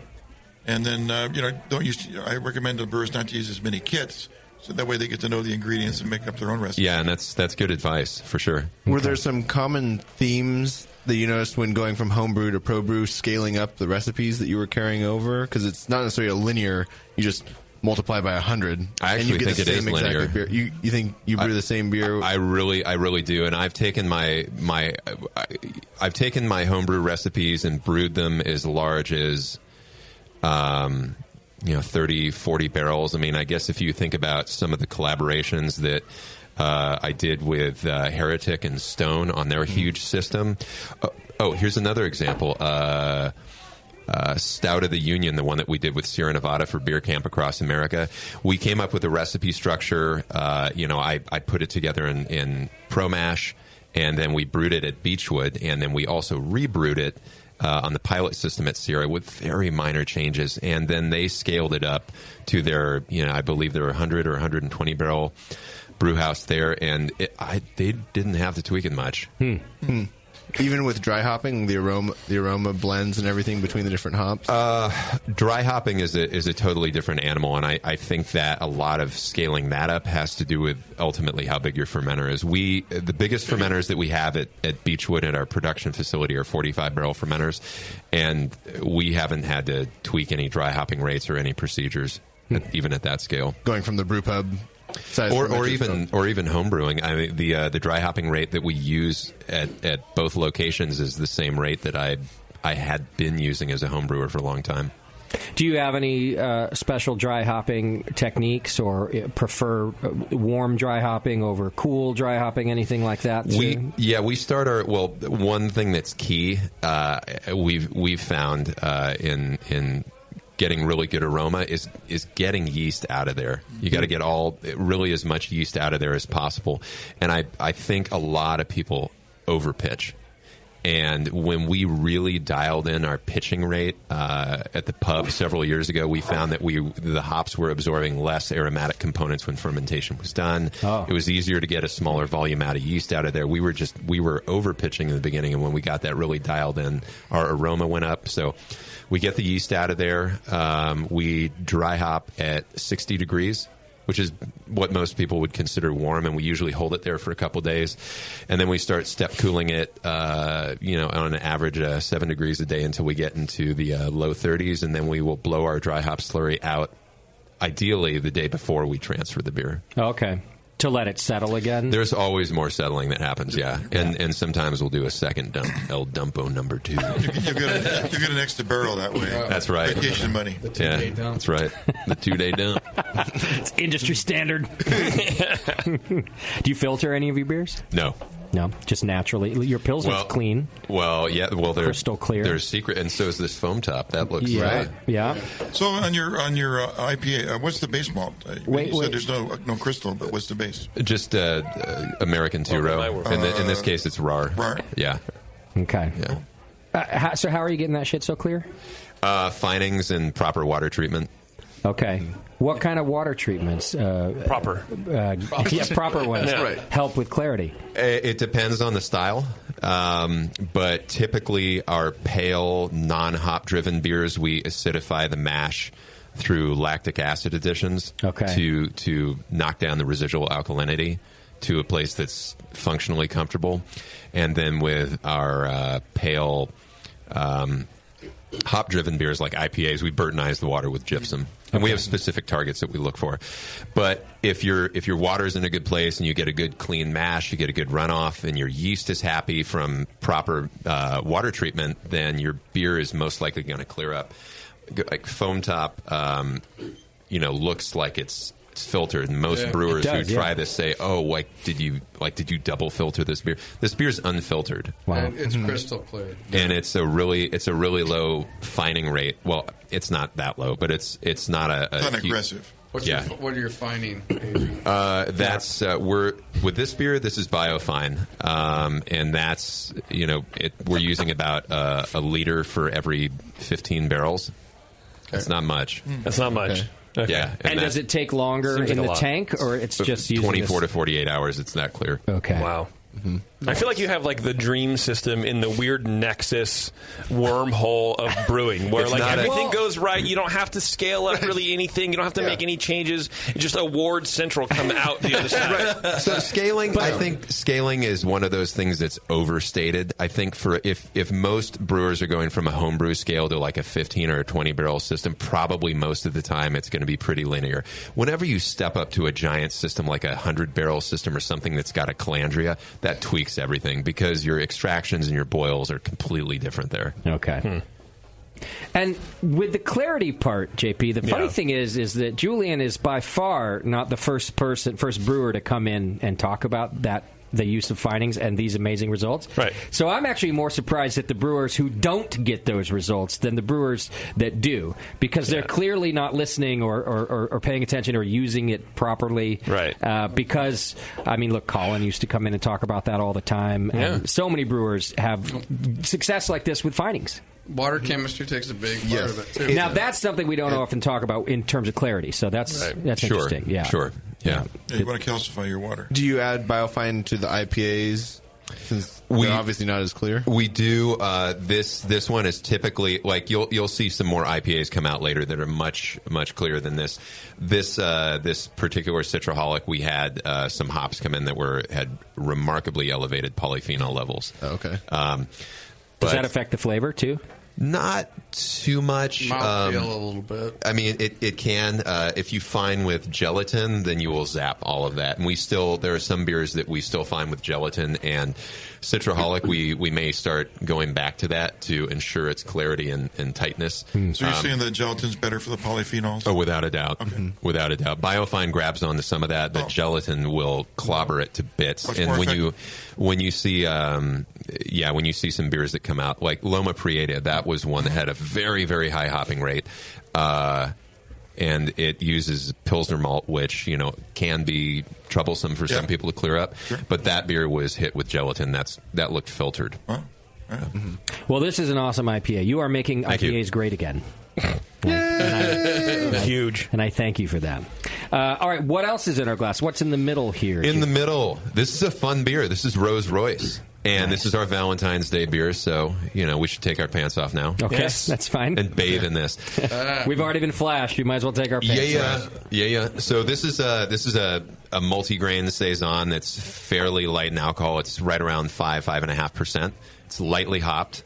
But the beer gets a pretty hefty addition of red rose petals in the whirlpool. And you are such a romantic. I am. Valentine's beer. In the whirlpool, okay. In the whirlpool. And I think we might be the only brewery in the world to ever do this. Really? But we dry rose it in the bright tank.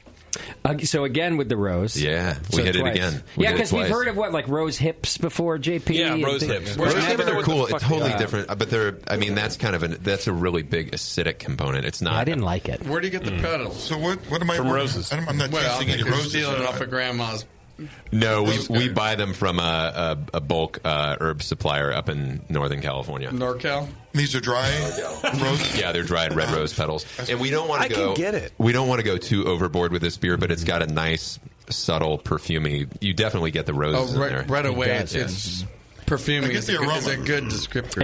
It's giving me a boner, actually. This is the first time a beer's given me a boner. That's why I said we should take our pants off. Does it make you want to celebrate Valentine's Day? Well, let's not go that far. It's making me cry. Doc almost called it Viagra Day. I think. It is Viagra Day. I think that was a Freudian. It's always good to have a plan B. I definitely get it in like in the flavor. Mm-hmm. Yeah. I can taste if you ever chew on a rose petal. I'm weird. It's a pretty delicate beer. The smell of a rose is in the flavor of this. Like when you used to get the big rose petals and you cover it over your finger, you pop it. Yeah, that smell, that broken rose petal. Yeah, exactly. And Grandma wonders where you've been. It's an extremely well attenuated beer. It's about 95% attenuated, and that's an all malt beer too.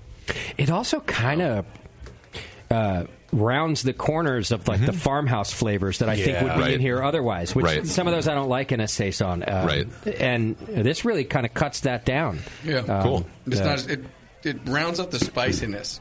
Yeah, there are grains of paradise in here a little bit, not pepper. Yeah, just a little bit, which I love that spice. It's pretty awesome. Is that the only spice besides the rose and petal? we typically don't. I mean, we don't spice any of our other saisons at Beachwood. This one gets a little bit.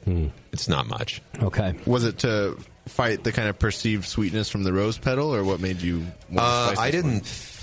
I didn't feel that we got a perceived sweetness from the rose petal, but I think the peppery component, I like the flavor and aroma that it adds. I think it goes well with the rose petal. I remember when I tore open that bag, when I first got a bag of red rose petals and tore it open, I was standing near my kitchen and they were grinding pepper for one of the meat rubs. Meat rub. Yeah.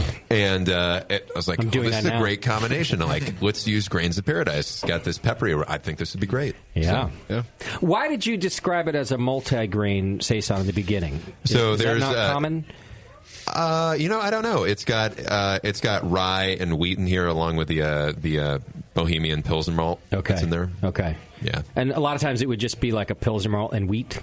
Might be. I'm not sure what. I think for example, Saison DuPont. I don't think that has any adjunct malt in there, like wheat or anything. I might be wrong, but. There are plenty of amazing saisons out there that don't have any adjunct grains in them. Why do you use rye in this one? I like what it does for the mouthfeel. So for me, I think the whole rye spice thing is grossly overstated. Okay. We use rye in quite a few of our beers, and we often don't tell people because we don't want them to have any preconceived notions about what the rye is going to do. So that's a good idea. I use it primarily as a mouthfeel modifier. Okay. And this beer has roughly, not quite 20%. What does it modify it to, in your opinion? It adds a viscosity. Okay. So, but the yeast that we use for this beer also modifies the mouthfeel. This is a really, really unique yeast that produces a lot of glycerol, and which is related to glycerin, and glycerol actually helps a lot of these flavor components adhere to your tongue. Okay. And so that, along with the rye, it makes even though the beer is super dry and well attenuated, the flavors hang out for a while, and the body's not thin. Okay. So that's why I use rye, and that's why we use this particular yeast. You're not going to tell us the yeast? It's French Saison. Okay. But what I will say is that, there are a lot of different, yeasts out there that are branded French Saison, and they are all vastly different from one another. And is this a proprietary yeast, or you have a source? It's proprietary right now. Okay. Speaking of rye beers, didn't you do 100% rye? We did. Beer? Yeah. Okay. Can you talk about that a little bit? Okay. So we brewed. You can't This is just that. kind of for the just the fuck offness of it. But we did brew a 100% rye malt beer about a year ago. Rye or die. It was called Ryeagra. You got a mash Actually, filter. You rented a mash filter, right? No, we didn't. Right. We ran that fucker off, but we did. All the way down. 1,000 Did you have pounds like a of rice truckload hulls? of rice hulls? Pretty much. It was 10% by weight. Wait, they're so light. You can put that. So hang on, just so I understand, rye would generally no hulls. No holes. Stick up your mash tun. It would grossly stick up your mash tun. You'd but have that's a dough ball. Okay. It's not just because there's no husk on the grain, but because it's really high in beta glucans, which are gummy components. Okay. Super gummy starch. So you have to add rice hulls to give it some foundation. Give it some loft and give some space between the grains so the liquid will actually flow in your boil kettle. Did you do a beta glucan rest? Yes, that is the only beer that we've done, clean beer that we've done at the pub where we did a rest. Okay. Actually, it was a beta rest. Because I take it back. It was a protein rest. Yeah, it's so low and it takes a lot of time. 122 or right around mid 120s. Yeah, I think we hit 125. But yeah, that's so that you could convert enough sugar. Well, it was so we could break down some of the proteins in the rye and make it a little bit less gummy. Because I knew that the beer was just going to be like thick, no matter what. Think of the difference between your normal runoff and maple syrup. Okay, got it. and it'll break it down enough so you can actually make a freaking Yeah, so I'm gonna throw out the $5 word here. So when we ran it off into the kettle, it was mucilaginous. Whoa! Yeah, it was like Never play Scrabble with Julian. Yeah. I feel Okay, like tell Justin that one again. Yes. Mucilaginous. No, it was like snot. Never play like Words snot. with Friends with Julian. Okay, so what the fuck? Then you have to add water or something? Yeah, so I knew the beer was gonna I didn't know what kind of viscosity was going to result. I knew it was going to be super thick. I knew that kind of on the spot we were going to have to make some judgments about how we wanted to water the beer back to dial in the viscosity a little bit. So we ran off the beer, we ran it off short, we sparged it short, and then we watered it back, and I kind of made a qualitative judgment like, okay, this beer, if it's any more than pale ale strength, it's going to be a total disaster. And so we watered it back to a gravity of around like 1048, 1050. For pre-boil? Mm-hmm. Yeah, that's where it ended up, post-boil. Yeah. So we ran it off, we hopped it like we would a pale ale. I was also concerned about the finished viscosity and the ability of the yeast to move in the wort and like get convection and mixing. Be able to swim through these sugars. Right. So we overpitched a little bit on that one. It fermented out fine. We dry hopped it at the same rate that we dry hop everything else, and we fined it with gelatin, and it was crystal clear. Really? Yeah. And it was totally strange. I could show you videos of what carbonation looks like flowing through that beer. Why did you do? You get bored, don't you? Why did you do that? Oh, masturbation cures that. So what size batch was Speaking of mute, I mean, what could you... we did it on our 10-barrel system at the pub, but I think we actually ended up yielding somewhere around 6 or 7 barrels of finished beer. We knew it was going to be short. Yeah. How was it? It was interesting. Okay. The flavors are great. It was the viscosity and the mouthfeel that was totally strange. Too slickery on the tongue.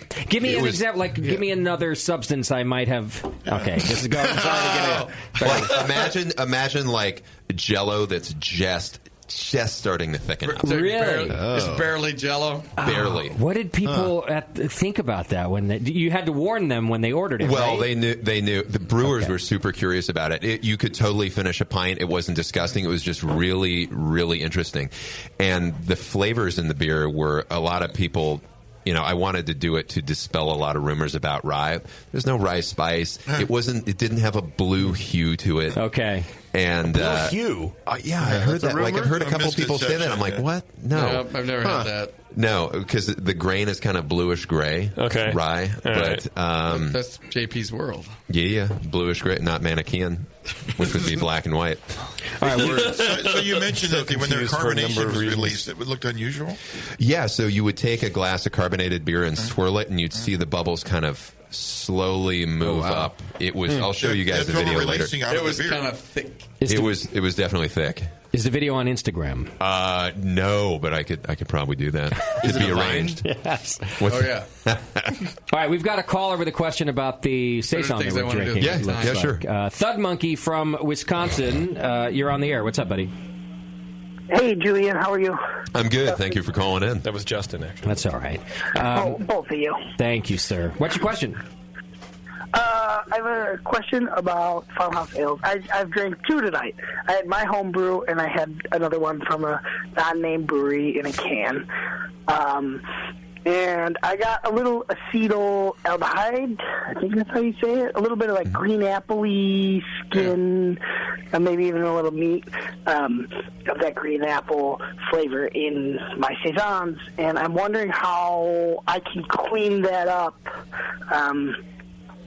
when fermenting, because obviously that's a yeast problem. Well, it typically is. Acetaldehyde is usually in saisons. It's usually not due to like having a really high starting gravity, but if you're not using yeast nutrient, I definitely recommend using a yeast nutrient, because acetaldehyde can happen for a variety of reasons, but especially if there's not enough zinc in there, and yeast nutrient will help out a lot. All right. Thanks for the call. Thank you. Sure. There you go. Good advice. See, that was simple. You call in, you get answers. Boom. It's like, this was the plan all along. Right. For the show back in When did we start? The days. 11 years ago. 2002 long ago. People don't utilize this resource enough. I also want to say that. Well, now that you're taking calls should again. Should I pee on my wife? And we're like, fuck yeah. Take the phone in there with you. Yeah. I'm going to do. I Hey, miss those days. hey, what's going on? I've got this shotgun. Should I go outside and shoot it? Yeah. I got Make Kurt sure you Cobain's have enough to microphone. drink first. All right, and we've got one more beer in our glass before Yeah. the break. What do we have here? Foam Top. Old Foam Top. Foam Top, which is cream ale, blonde ale. And I'm going to go ahead and brag here. But we are very proud that this beer has taken a gold medal at the World Beer Cup and Great American Beer Festival. Wow. So, this is a tasty beer. It's super clean. It's no frills. It's lager-like in many respects. It's a beer that we brew year-round, and it's a fun beer to brew. It's even got a little bit of corn in there. You know what I like about this beer? Cream ales suck, and this one That's what you like about 'em? and this one doesn't. That's what I like about this beer. Okay, good. This is a non-sucky cream ale. Well, what thank don't you. you like about cream ale? They're boring. They bore the shit out of me. And actually, it's actually more than that. Well, people try to brew them to style. They're brewed improperly, I think, very often, and have some just odd flavors to them. How would One you of brew them a being cream ale? like too much corn, or people misunderstanding the style and trying to get a cream fucking thing out of it. Legitimately, when I was working on More Beer, we had a guy call up, and for 45 minutes we're trying to troubleshoot his cream ale. Oh, boy, and then he was like, look. And he was like, where... Oh, we're being flashed again. Yeah, Jesus. What is happening to my bar I right like now? the trend. Great. Yeah. We got double flash. I thought I was going to There get... were 4 of them. They all looked great, didn't they? I thought I was going to They get did. in trouble, but Kevin just was mad that he missed it. So Can I flash in my trouser tits? no, because that's going the wrong way. That's true. Oh, yeah. Your trouser bacon. Yeah. Anyhow, there are problems, so many problems with other people's cream ales. This is a wonderful beer. Thank you. Appreciate that. So, anyway. Oh, more beer. more right, beer. That's fine. Don't worry. 45 minutes later, the guy goes, well, when do I add the milk?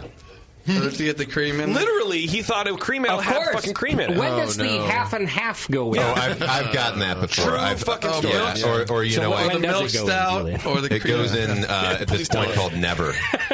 Oh, wait until never. Never. You know, another reason, I'm going to share a quick little anecdote. Another reason why this beer is so satisfying to me and has such tender memories. Okay. Is the first year that we opened Beachwood, we went over budget. And I still had to work my 9-to-5 job as an engineer. And I was the only person working in the brewery. So all brewing and had to take place on the weekends. Prep tasks and transfers had to take place at night. Yeah, I know. Like, get out of violin. Carry on. Anyway, so finally the first year at Beachwood was up, and I could start pulling a salary, and it was time for me to retire from engineering. And my boss at the time was a fucking asshole. Total fucking asshole. Which boss? The engineering Yeah, that boss. guy, the engineering boss. I'm my own boss now. Nice. But yeah, I had put in my notice, my month and a half notice, and then that weekend we were at World Beer Cup and we got gold medal for Foam Top. It was our first big medal, and I'm driving back in the car by myself with this medal, this plaque in the passenger seat. I'm pumped. Like, fuck that guy.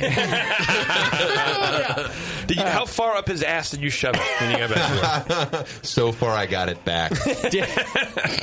Did you leave the company angry, or did No, you I didn't at all. I just fucked that guy. You're so adult. I'm not a bridge burner, but that guy was a fucking jerk. But fuck that guy. Yeah, but fuck that guy. Yeah, that's a great award. Good, But fuck good that timing guy. there. Yeah. Have you driven to his house and showed him the medal? Yeah. He probably wouldn't give a shit. He probably doesn't care about anything. So the secret name of this beer is "Fuck That Guy." Cream Fuck ale. that guy. Yeah. So this is actually a lager beer, right? No, it's an ale yeast. This is a hybrid. Well, cream ale is. Stylistically, yes. But this beer, this is our main propagation beer for our house ale yeast. So you bump up the yeast. Uh-huh. Yep. We ferment it a little bit cooler, like mid 60s, not higher 60s. So, what other tricks do we need to know maybe about the recipe so that other people can brew good cream ales again? It's super clear too. It's interesting. Jeff Bagby, one of my good friends and mentors, an amazing brewer. Great brewer. He brews a gold medal cream ale. He, I believe, uses rice in his. Okay. I don't want to give away his secrets. And then the guys at Sun King, who are great friends, they brew another gold medal cream ale called Sunlight, and I think they use a little bit of oats in theirs. For me, I love having corn. Okay. We use a small percentage of corn, but less than 5? Right around there. Okay. But to the point of where you can taste it and smell it, and there's almost kind of like a clean Corn Pops cereal. Mm-hmm. Yeah. It's like a hay, maybe like a, I don't know if I've ever smelled this, but like toasted hay or like hay warming in the sun. Mm-hmm. It's kind of like warm. Been on a farm lately? Inviting. No, maybe. Pumpkin patch. Okay. Maybe, you know. You had rabbits? Yeah, I had rabbits. I think that's a good description. Tell me about the rabbits. And in fact, I pet it. I pet the rabbits, George. And then kill them. And wear them. You know, that flavor mixed with like just the slight amount of corn that comes out of it is really nice. I think that balances it out. And then, so is it just corn and then a base malt? There is some dextrose in there, too. Why is that? Because it's such a low gravity. It is, but that helps dry out the. It helps ensure that the beer is super dry. Like I really want it to be dry, and it's easy food for the yeast, especially when it's starting out. Okay. But it's something that historically I know made it to some cream ales. And then the hopping is really a low amount. But I'm wondering, low. Is that also a variety that you're using that's cleaner, or it's really just minimal hopping? It's both. It's both.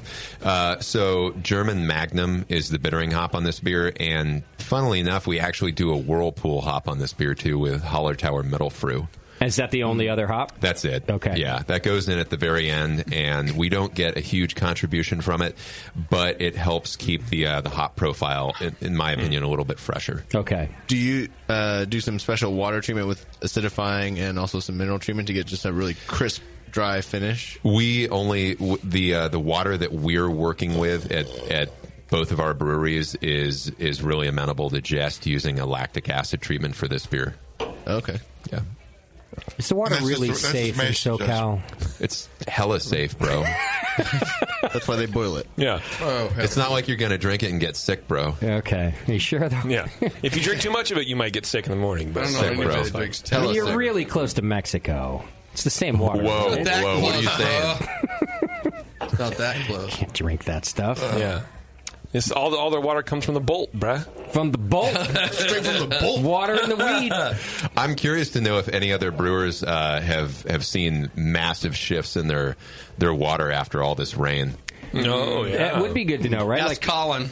Because it really has changed it's literally changed the water that's... Well, you want to talk for an hour?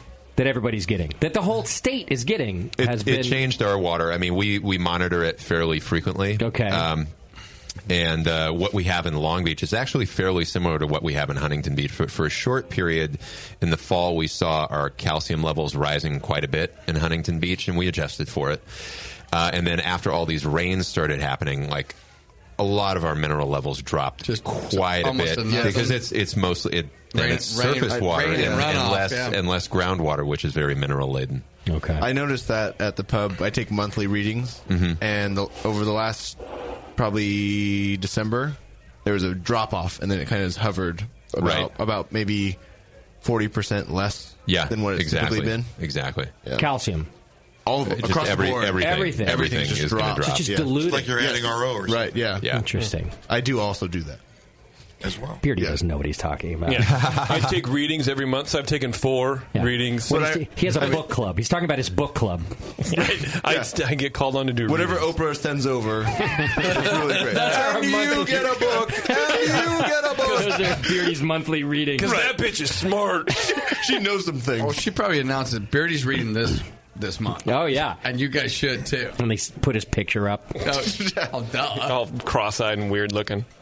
Well, as I expected, 3 wonderful beers, and I think we're going to do 3 more. Let's do it. When we come back after the break. Hey, if you need a place to gather your recipes and your ingredients and make wonderful beers like Julian does, look no further than Beersmith. Go to beersmith.com right now. You get your free 21-day trial of some amazing brewing software. It's up to date, new versions all the time, and you can use it on a Mac or PC. There's, the problems I always had with software is that I'm dumb and I can't figure out how to use it.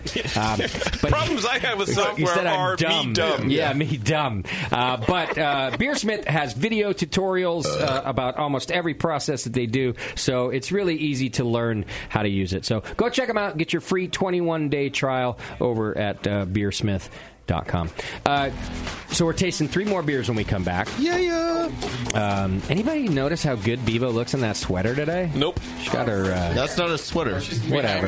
It's just clothing. Actually, she's been working on her tan, I can tell. All right, we'll be right back with Bevo. That's okay, Bevo. And You're more pasty just like me. on the session. Hang in there.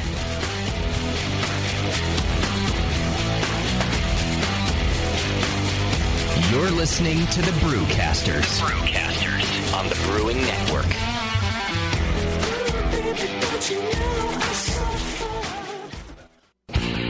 Your support of the Brewing Network means everything to us. We couldn't produce shows without you.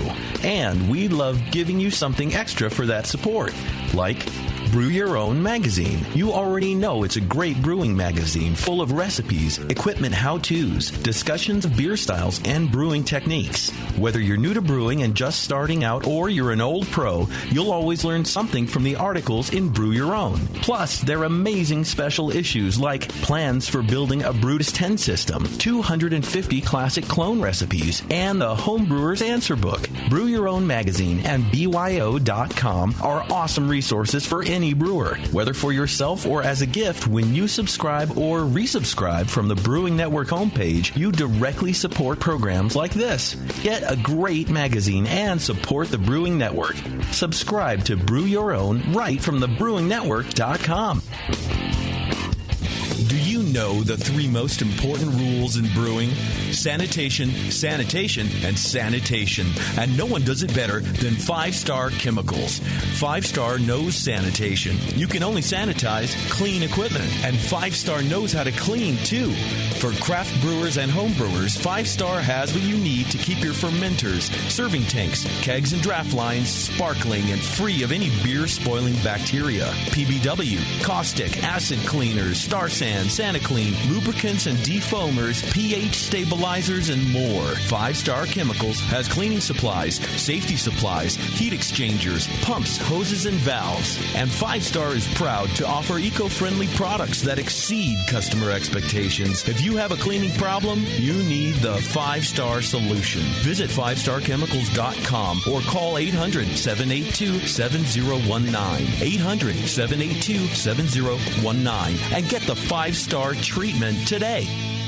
Are you looking for a simple brewing system that's great for all-grain brewing, but everything on the market seems to be full of compromises? Blickman Engineering has the answer. The Blickman Brew Easy all-grain brewing system. The Brew Easy is a complete system with easy upgrades and a beautiful compact design, perfect for any size brewing location. At its core, the Brew Easy is built on 2 gorgeous Blickman Boilermaker brew kettles, a high-temperature March pump, and either a top-tier gas burner or the new Boil Coil electric heater. The Brew Easy adapter lid allows the pots to stack on top of each other, forming an efficient, strong, and compact brewing setup that comes in 5, 10, and 20-gallon batch sizes. Upgrade your Brew Easy system with full automated control by adding a Blickman Tower of Power temp controller and make moving around easy with the Blickman Kettle Cart. The Brew Easy is modular. If you already own a Boilermaker kettle, you can build your Brew Easy by purchasing just the modules you need. The new Brew Easy all-grain brewing system. See it today at BlickmanEngineering.com and brew with Blickman quality on your new Brew Easy.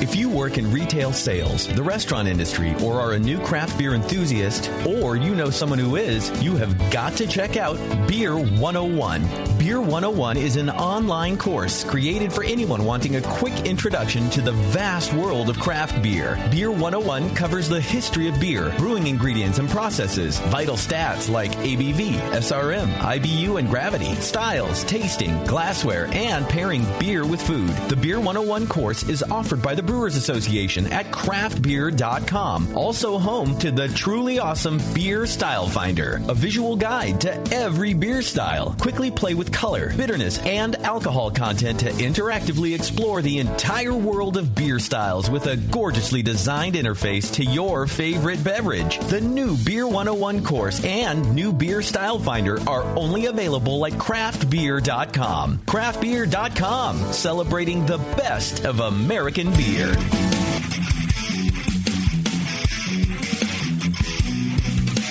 Hey, this is Julian Shrago from Beachwood Brewing, and you are listening to The Session on the Brewing Network. Oh, when did I say that? We got you at the Firestone Invitational. That's right. Yeah. Okay, cool. Yeah, so I wanted to have you cut new ones when you got here, too. I'll cut something down. Can you try it might this? Clear the room. Can you try this one for me? Say, this is Julian from Beachwood, and you're listening to The Session. Shut the fuck up, Beardy. Can you give us your best shut the fuck up, Beardy? Try that, because I can cut it out later. Quiet on set. Yeah. Hi, this is Julian Shrago, and you are listening to The Session on the Brewing Network. And Beardy, shave that fucking thing. Good enough. That wasn't what he said. Learn how to follow instructions. That's what I heard. He didn't ask for ad-libbing. That's what I heard. Guys, he's his own boss now. That's true. Julian is his own man now. That's right. I do what I want. He's an independent woman. I'm a big boy. Right. Real quick before we move on, because we got a lot to do today, don't forget about the American Homebrewers Association. And if you haven't checked it out yet, their new Brew Guru app is amazing. Built for homebrewers and beer lovers, Brew Guru delivers sage brewing knowledge and money-saving deals at breweries, beer bars, and homebrew supply shops. Tasty uses it all the time. It sends him push notifications as he's wandering around the Bay Area about where he can get his AHA discount. Ambling. He does it. He ambles because he forgot how to get home. Where am I? Well, what the fuck else does he have to do? I'd be doing the same thing, man. That's right. Either napping or drinking. The American Homebrewers Association designed the powerful mobile app to help homebrewers and craft beer lovers explore the wide world of beer that we all share. So go check it out and go to homebrewersassociation.org and become a member, or just click the AHA link on our homepage and become a member that way. Speaking of the AHA, I registered to get 2 beers into the National Homebrew Conference, and I was accepted, so I will be entering 2 beers. Yeah, congratulations. Thank you very much. Who's your club? Wow. The Brewing Network Club. Yes. Oh, wow. It's actually Brewing Network, the. We got to make a comeback. We do, and I will make a comeback, so it'll be my oatmeal stout. Okay. And Grodzitsky. Oh, God. Yeah. What category does that go in? There's a style that people are lining up for. Pivo Grodzitsky. Well, right? Goes in the category of now you see the genius of it. Dick beers? Yeah. It'll be one entry. No gold awarded in this category. No medals were awarded in this category. There were. Oh my God, that would be better. Yes, it would. I would love that actually. Wow. One entry. They've never done that before. No, I think it'd be great. It almost happened at GABF this last year. There was one category, I believe, that did not get a gold and silver. Just a bronze. Wow. That's it. What category? I think that was the new pumpkin beer category, but I think there was some confusion because they divided pumpkin beer and then pumpkin spice beer, and I think people got a little confused. Why would they do that? Are there that many? Because too many. Because they can't have too many categories. Yeah, and there are that many people walking around with 12-inch dicks. So JP, I was sitting down. This is the first time in 3 years that I'm back in. Doc's coming out of retirement. Oh, Doc, you entered also? What are you going to do? Three. What? I'm coming out of retirement. What categories? I did a Martin. Don't care. I did a Kolsch. Don't care. And did an experimental. Never cared. But he's in the wrong club. An experimental. Oh, yeah, he's in the wrong club. That's right. No, Tasty's that's great. out of the competition. I thought about those guys wanted me to come back because they want to win or something. Dim guys. Yeah. I don't know. That's why I entered. Well, you're too late. And they now, were saying aren't to you, help I Obi-Wan. decided not to. Same reason I quit. Because But there's I assuming didn't want to you- beat those guys. Assuming you live, there's always I'm next a year. baller. What? There's always next year. Can you win That's true. posthumously? I just take it a month at a time. It's not the Grammys. Well, maybe we can enter Who the lost Grammys this year? The Grammys, you don't have to be alive to win. We should do a posthumous thing at the the Academy Awards. Yeah. We lost this year. We just send in all of the homebrew in his fridge. There we go. Into categories. Shotgun entry it. Yeah. All right, we got That's some pretty more old. beer to get All to. right. Doc, go away because we've replaced you with the chick who flashed us in the window. Because she's red hot. Twice. Her name is Red Hot. That is very true. Ladies and gentlemen, Red Hot is going to taste beers with us for the rest of the interview. And She's going to get too hammered to go all the way home. what is that? Is that a metaphor? Is that like around the bases, Doc? Yes. What is that? What does that mean? Yeah, it's the female equivalent of whiskey dick, I think. Is what he's talking about. Oh, Justin. How dare you? Okay. Oh, dear. Why don't we try some more beer, Julian? Let's do it. Okay. What do we have in our glass first? Okay, so on the left, that is Hops of Fury. And this is our triple IPA that we brew every year for San Francisco Beer Week. Okay. And notice the clarity on that beer, and it is heavily hopped. This Triple IPA. Yeah, this beer weighs in at 11%. Candied pineapple. You get a little bit of heat in there, of course, because it's Just 11%. a little, though. But it's supremely drinkable. We hop this thing to the fucking gills. And in the 20 barrels that we brew, we use close to 160 pounds of hops. Wow. How many barrels do you actually get back? Yeah. Well, the truth is, we brew. Our system is advertised as a 10 barrel at the pub. We typically use it as a 12 barrel system because we brew in all the overhead capacity we have. Okay. But doing 2 turns on this, we yielded about 15, 16 barrels of finished beer. Okay. You lose a lot with IPAs, but fun is expensive. Yep. Yeah. Now, you are a partner, of course. Yeah. Do you ever have to justify your hops expense on the P&L? No, my business partner is awesome, and he does a tremendous job managing the business side, the restaurant side, and gives me a lot of freedom to really brew the beers exactly the way that I want. Cost has never been an issue for us in terms of ingredients, and why should it be? Really? Even for Galaxy?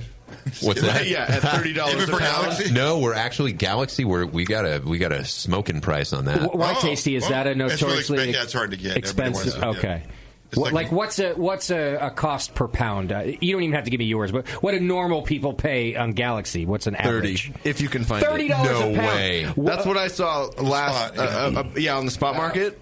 It's 30 right now. People are if you can see inflating. it.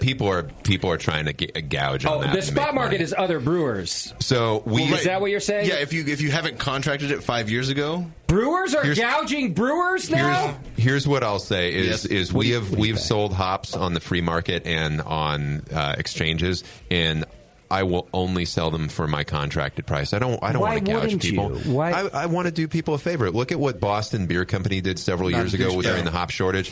Jim Cook offloaded a whole bunch of hops, and he said, "Look, anybody who wants them can buy them at the Sam Adams contracted price." Yeah. That's fucking awesome. yeah, And that's how it should upcharging be. is a dick move. Yes. It is a dick move. Okay. Glad you Yeah. agree. What are you paying for Galaxy? Nowhere close to 30. 15? 29. No. Give me okay. Then what's an example of a hop that isn't $30? Like a more common hop. How much is Simcoe, Beardy? Simcoe would be in the teens. Okay, I would imagine. Okay. Maybe if you have no negotiating skills. Oh yeah. Well, no, I'm saying spot market. I'm saying spot market He price. doesn't have contracts. So I'm saying spot market price. Yeah. If you're in the teens somewhere. Spot market. Yes. Yeah, That's yeah, what I'm you can talking about. negotiate the Contract spot can be market lower. too. Why don't you have any hop Actually, contracts? I'm not saying what I pay. I'm saying what I'm watching. Contracts can be higher sometimes too. Oh, sure, yeah. You can get locked in. Okay. You get fucked. I like the way you said that. But, hops are crazy. Certain varieties command a lot because they have a reputation. Other ones command a lot because they are truly scarce. And then there are other ones that are abundant as fuck, like CTZ, which I think is a fantastic hop, but it's abundant, and you can buy that. You can get that for $4 a pound. Okay. Oh, yeah. Which is so cheap. Oh, my God. So the range is really enormous. It is. And it's a popularity contest. A lot. Look, supply and demand is really what it comes down to. And either the supply will drive that or the demand will drive it or both. Okay. What are the hops in this beer? Yes, Red Hot, did you have a question? I have one comment from the girl's perspective. Yeah. Is it, as a girl who doesn't like super hoppy beers, I love this beer. Thank you. I am not a hop fanatic, but this is delicious, and I would totally buy this drink, and it's awesome. There you go. Thank you. Yep. Thank you. I agree. Well, then it passes the test. I'm also a girl who doesn't like beer, and I agree. And I hate it. This is disgusting. So did you use an guys are all extract? assholes. No extract No in this extracts beer. at all hops. None of it. It's all hops, but we hop this beer at every opportunity. It's mash hopped, first word hopped. Mash hop, wait a minute. Everybody tells me that doesn't do shit. Right. Yeah, that's well, anyway, it absolutely does. You heard it right here. Okay. You say it does. Of course it Hey, does. hey, Danny Kahn. I think Tasty actually agrees, but there's a lot of people. You think does it add alpha? It definitely does. Taste the taste the runnings off something that's been mashed up. Yeah, what I will, fuck. Yeah, God fucking damn it. So what Use I your will mouth. say, Just go ahead and define it. is we use when we mash hop all of our double IPAs and our triple IPAs. Okay, and we use whole flowers when we do it. And there's been a limited amount of research that's been done in that area, but the difference in pH and temperature, at least the limited research, suggests that you lock in and permanently bind aromatic components in a different way than once you add them during a rolling boil and your wort is more diluted and the pH is different. Okay. So you think you're actually getting aromatic compounds from mash hopping? I think if you layer in hops at every opportunity, you will create a beer that has lots of flavor and aroma layers in the end. Okay. So I want to make sure the mash temperatures, the aromas are stable. They stay in the liquid. They do, and those compounds absolutely bind. And they can survive the boil, possibly. Right. Yeah. They definitely survive the boil, and a lot of people think that the only thing that you can do is isomerize hop components. You don't just isomerize hop components. You bind them can to sugars and make them flavors. There are, and absolutely you can do that. So what are the other places? I don't want to miss any places. Mash hop? Mash hop, first wort. There's 6 kettle additions. We dry hop this in the fermenter, but we also dry hop it with flowers and pellets in the bright tank. Okay.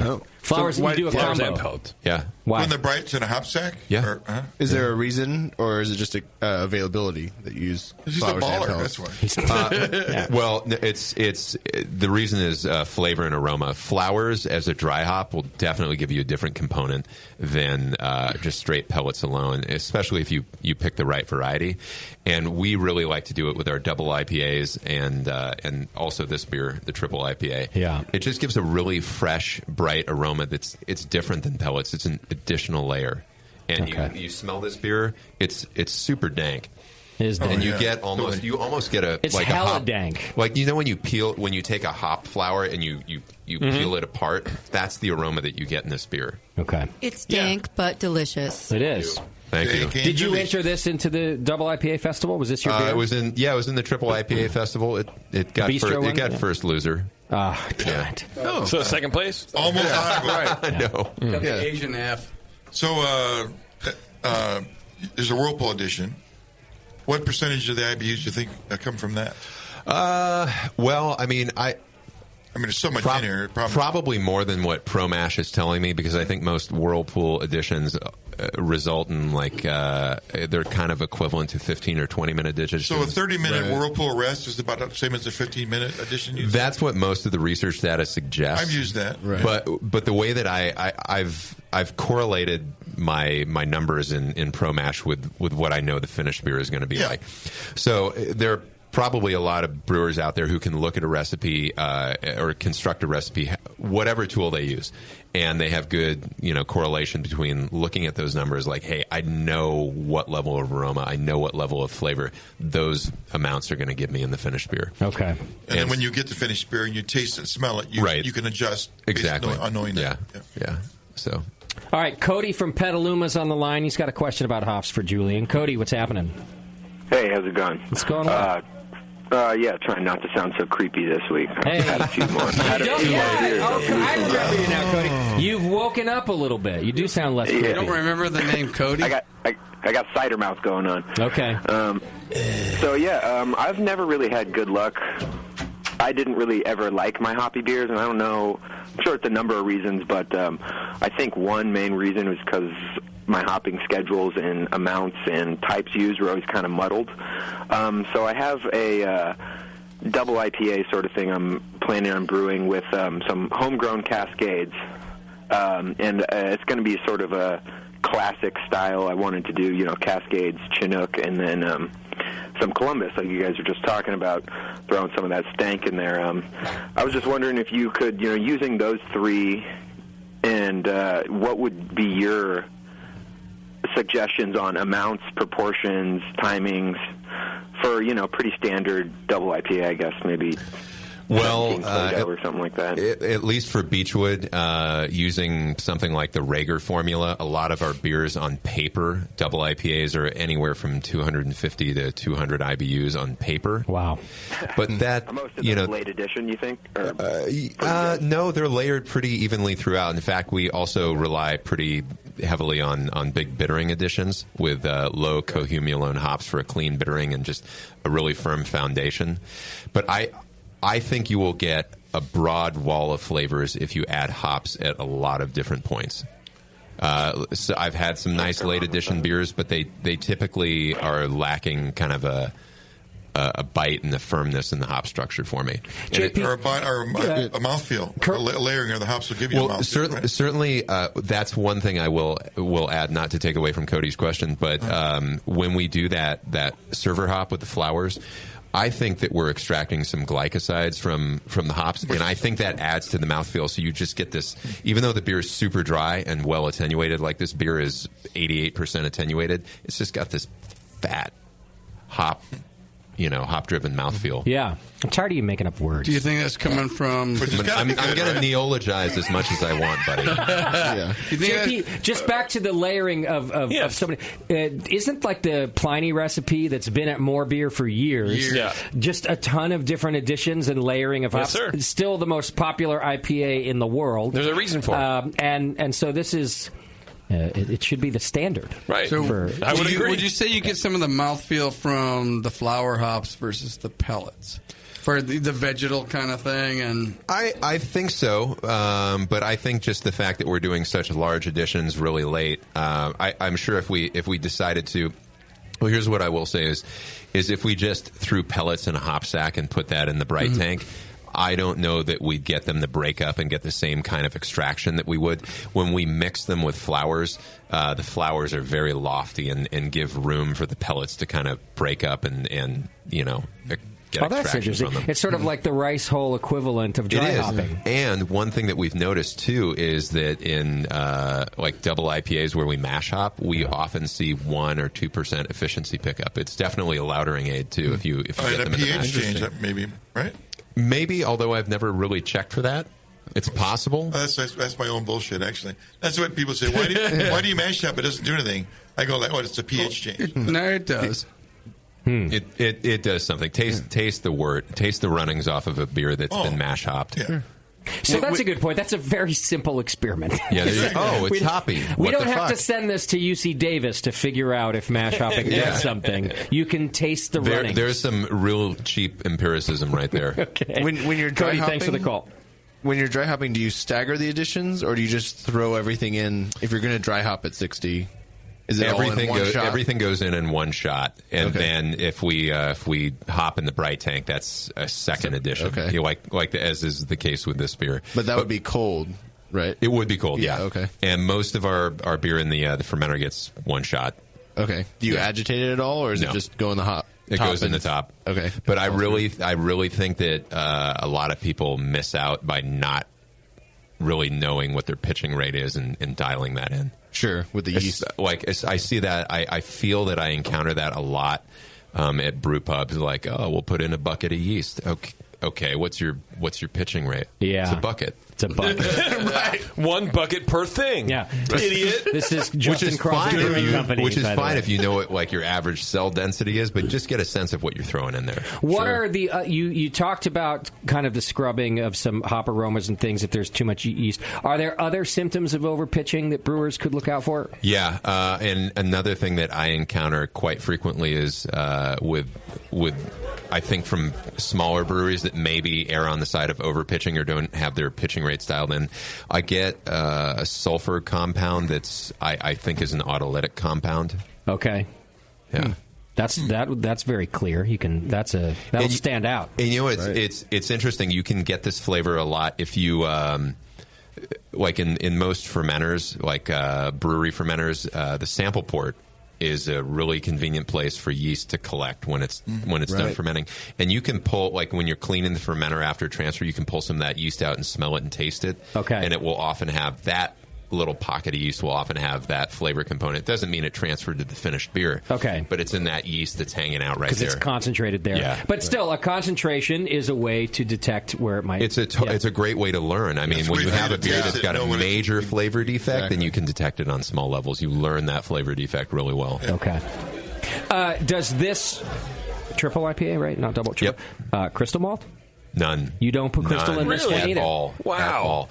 So that's another thing, too, is when you start going up in gravity, you are no matter how you mash the beer or construct the beer, you will necessarily start concentrating some of those sweeter flavors from the base malt. So why would you want to compound that with crystal malt? This beer is super...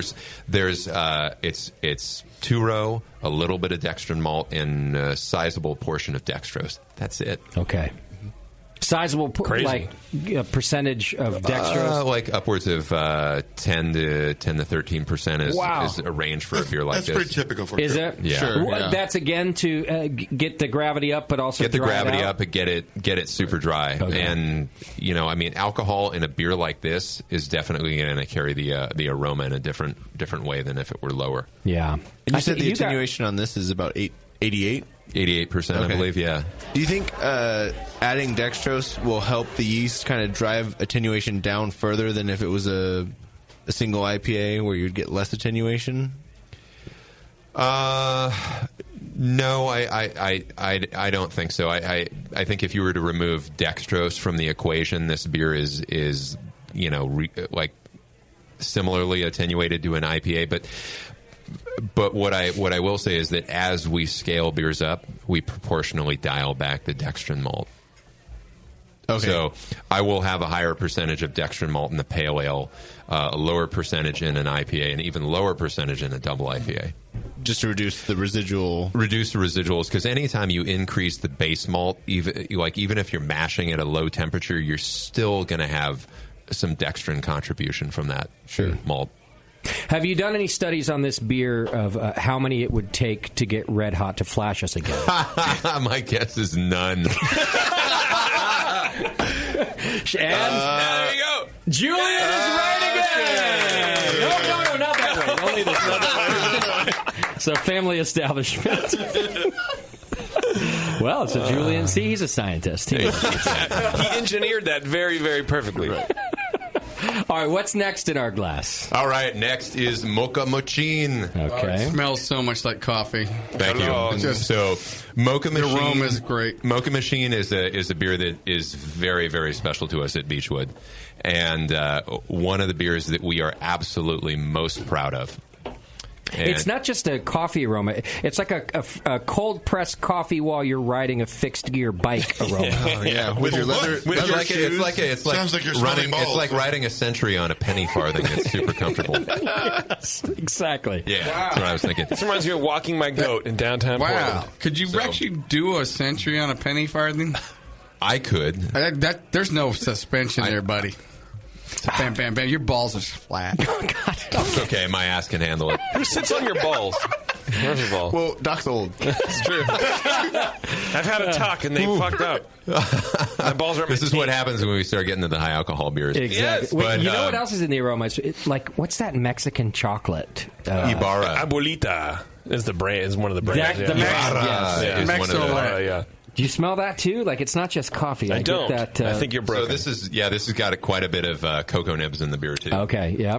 So Mocha Machine is really special. We're very proud of it. It's done very well at the competitions, and it's a big beer, and it also gives us a chance to work with an awesome local coffee roaster. Okay. Here's my plug. Which is what? Go ahead. Yeah. Portola Coffee Lab. Those guys are amazing. Okay. They have a really artistic and scientific approach to roasting coffee, and I feel that we have a really, really good relationship with those guys, and our products work really well together. I feel like we understand each other. So what form of coffee do you get from them for this beer?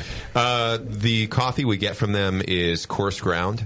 Okay. Like what you would use for a French press, and it's typically roasted the day before that we infuse it. Nice. In the beer. Okay. And a lot of people ask, do you cold brew coffee? Do you add cold brew to this? No, we cold brew coffee, but we use beer instead of water. Yeah. Okay. So it's much more fun that way. It's not thin. This beer's not thin because you do that. So explain that to me, though. What is that? How do you do this in the process, then? So the base beer is fully fermented out, and then we take a whole bunch of fine mesh sacks, and we fill them with coffee and cocoa nibs. This coarse ground coffee, and the cocoa nibs in the same bag. You know what? We've done it. We've done it many times in the same bag. We've started separating the bags just because it's easier to handle for different reasons at the production facility. But we put the coarse ground coffee and the cocoa nibs in the fine mesh sacks. Okay, those go into the bright tank. We purge the bright tank with a lot of CO2. And then we transfer the beer from the fermenter into the bright tank, and it sits on the coffee and the cocoa nibs for a couple days. Then we transfer it to another bright tank off the coffee and cocoa nibs for clarification and carbonation. I see. So it requires 2 bright tanks. Okay. That's got to be a pain in the ass. Yeah, again, fun is expensive. It's and laborsome. You like the more complex beers where you have to really think about how this is going to work, and it seems like you'd get a little bored with an easy, here's a pale ale, I'm done. You kind of want to have to figure 12 out... pale ales right now. Well, you want to have to figure out how to get the rose flavor in a beer, for example, or how best to get a coffee in there. Yeah, but I also love the elegance of simplicity. Okay. This is not one of those beers, but something with an IPA and having a very stripped-down malt profile, and even just doing a single hop, like very few ingredients yet.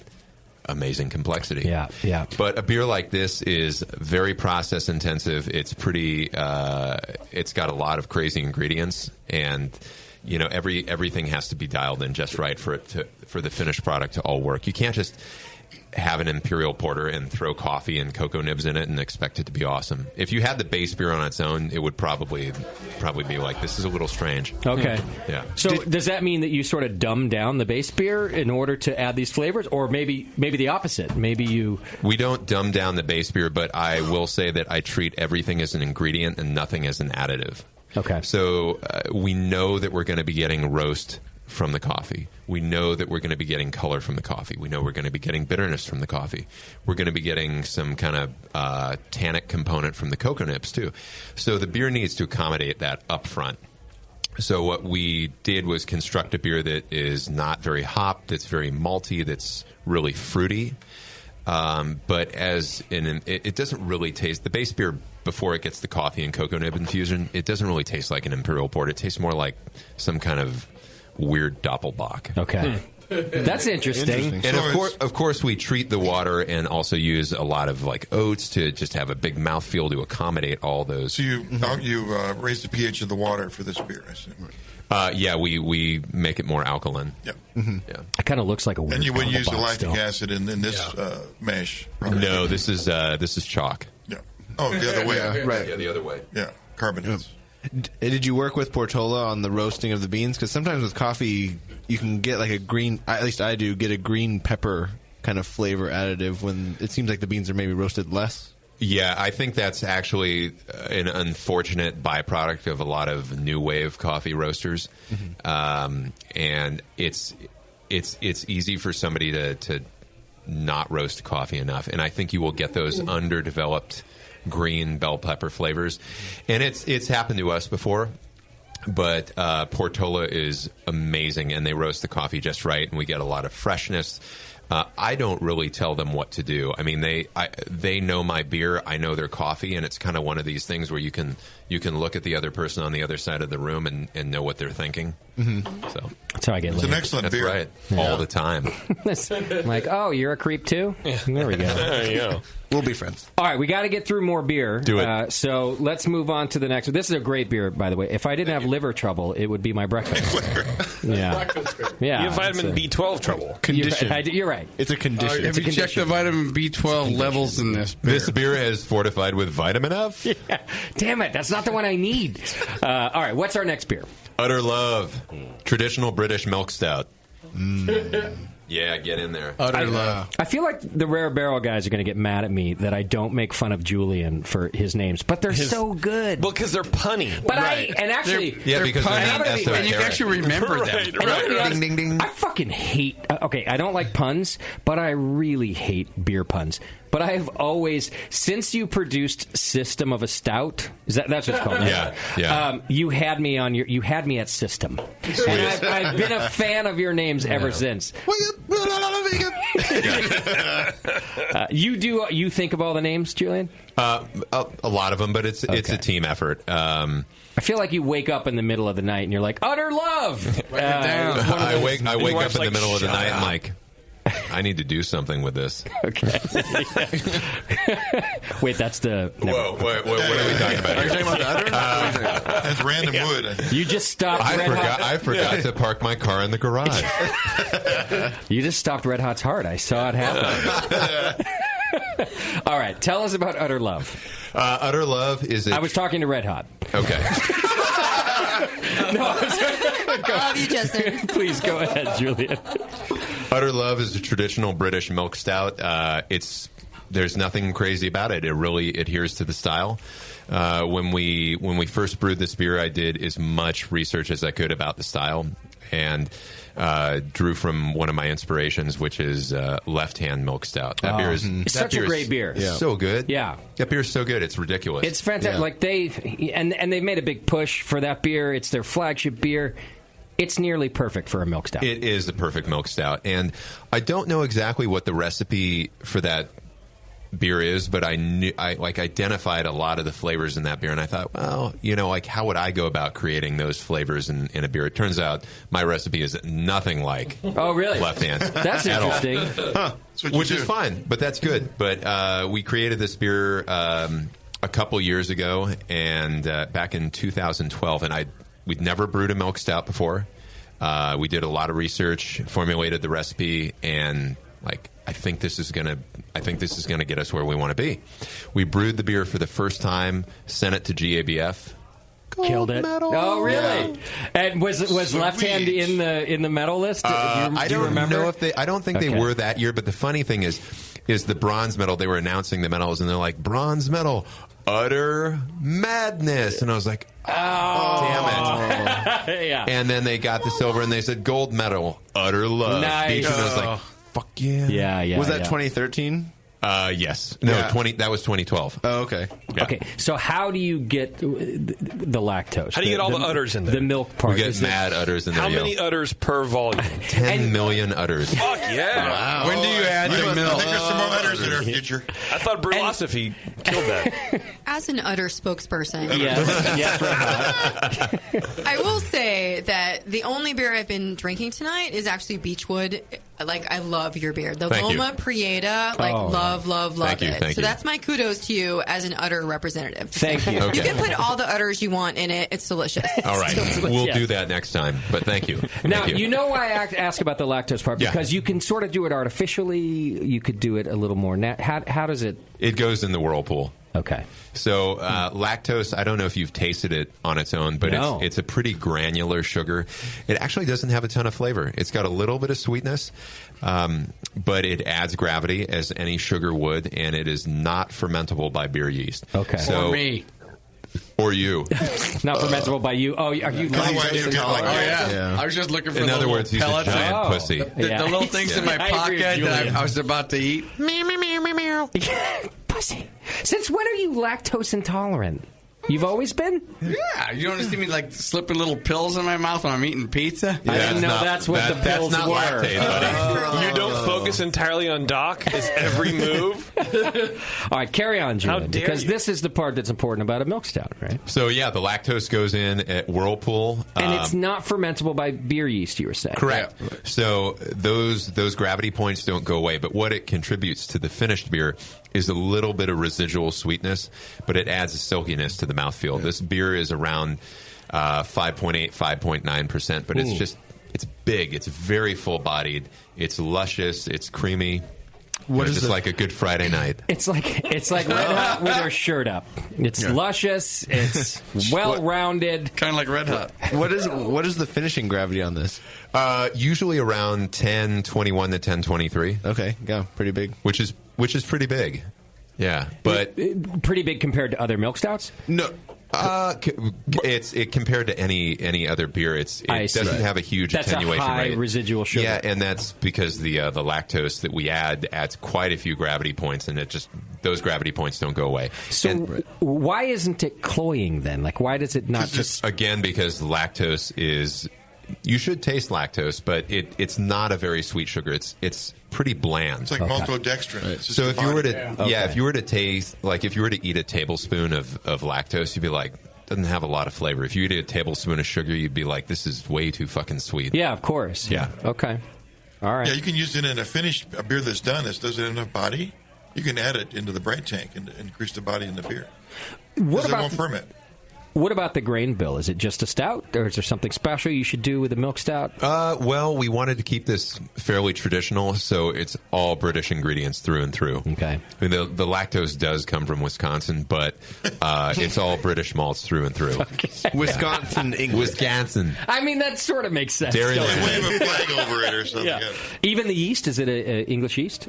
It has English roots. Okay. What the fuck does that mean, Julian? I think that's a stretch. I mean, it's our house strain is really the derivative of Sierra Nevada. Okay. Which does actually definitely has an English heritage. It's a really clean yeast, but it works well in stouts and dark beers. Yeah. It really does. And pale hoppy beers. Good tip. Just the tip. And so how many yeast strains are you typically keeping in-house actively? Like most of the time? Right. One.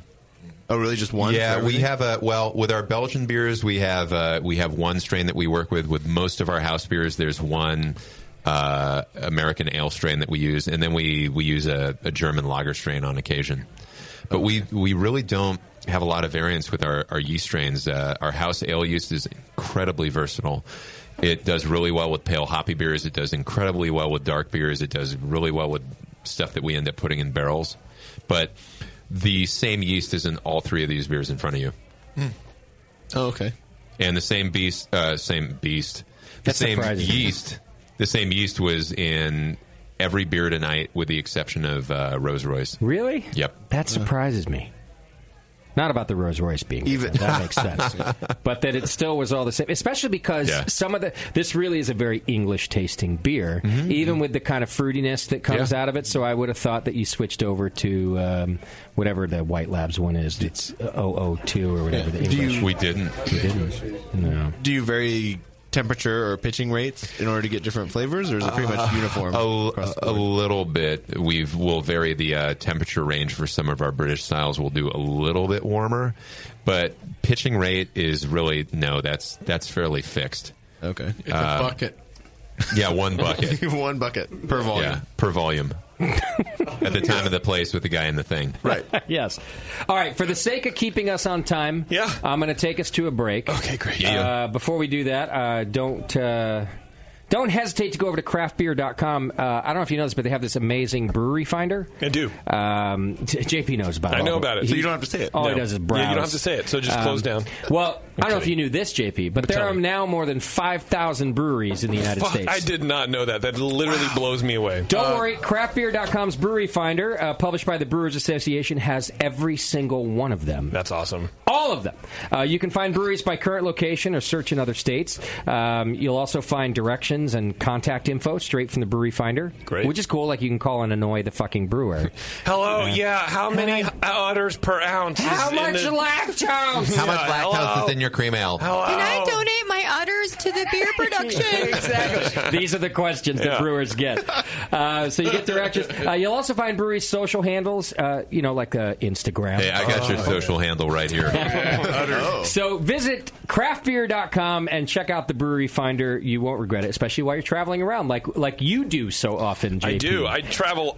If anybody knows anything about me, is I like to travel. Yes. I like to experience the world. Right. That's right, from the kitchen to the toilet. They know your name at the airport. No, TSA pre-check all the way, all the time. Hello, Mr. Petros. All right, here's what's exciting about when we come back. So we're going to take a quick break. We're going to come back with Julian, and we're going to have Julian read his bad and awkward reviews. Yes. I love it. Of course, that people have reviewed his beers. Excellent. Untapped or something? I'm going to get into it. All the different sites. We scoured the interwebs, and it was very hard. We found Julian's awkward and bad reviews. He's going to read them and comment, of course, because it's the Brewing Network. Sure. That's what we do. So I'm really excited about this. Hang in there. It's The Session. We're going to take a quick break, and we'll be right back after these words.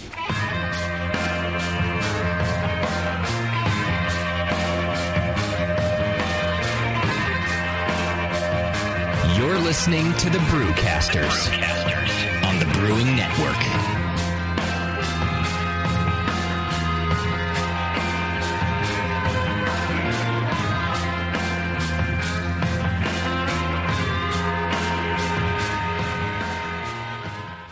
Since 1979, Williams Brewing has offered the finest equipment and freshest ingredients and the best customer service in the business. Check out their brand new patent-pending mash and boil 110-volt electric mashing and boiling unit. This compact all-stainless unit lets you mash, sparge, and boil just about anywhere that has a 110-volt plug. Double-wall construction adds to efficiency and safety, and a precise thermostat keeps temperatures where you want them. Unlike insulated buckets and converted coolers, multiple temperature rest mashing is easy to do, all for under $300. They also feature the Mark II work pump, a magnetic drive high-temperature pump that does the work of pumps that cost twice as much, as well as exclusive Brewer's Edge regulators and quality Keg King kegs and disconnects. Check them out today at williamsbrewing.com to brews their vast selection. With over 20 years of experience making world-class craft beer and more than 100 gold medals in international competitions, Moylan's Brewing Company is not just a pretty face in craft beer. Just ask Brendan Moylan. What do we got here?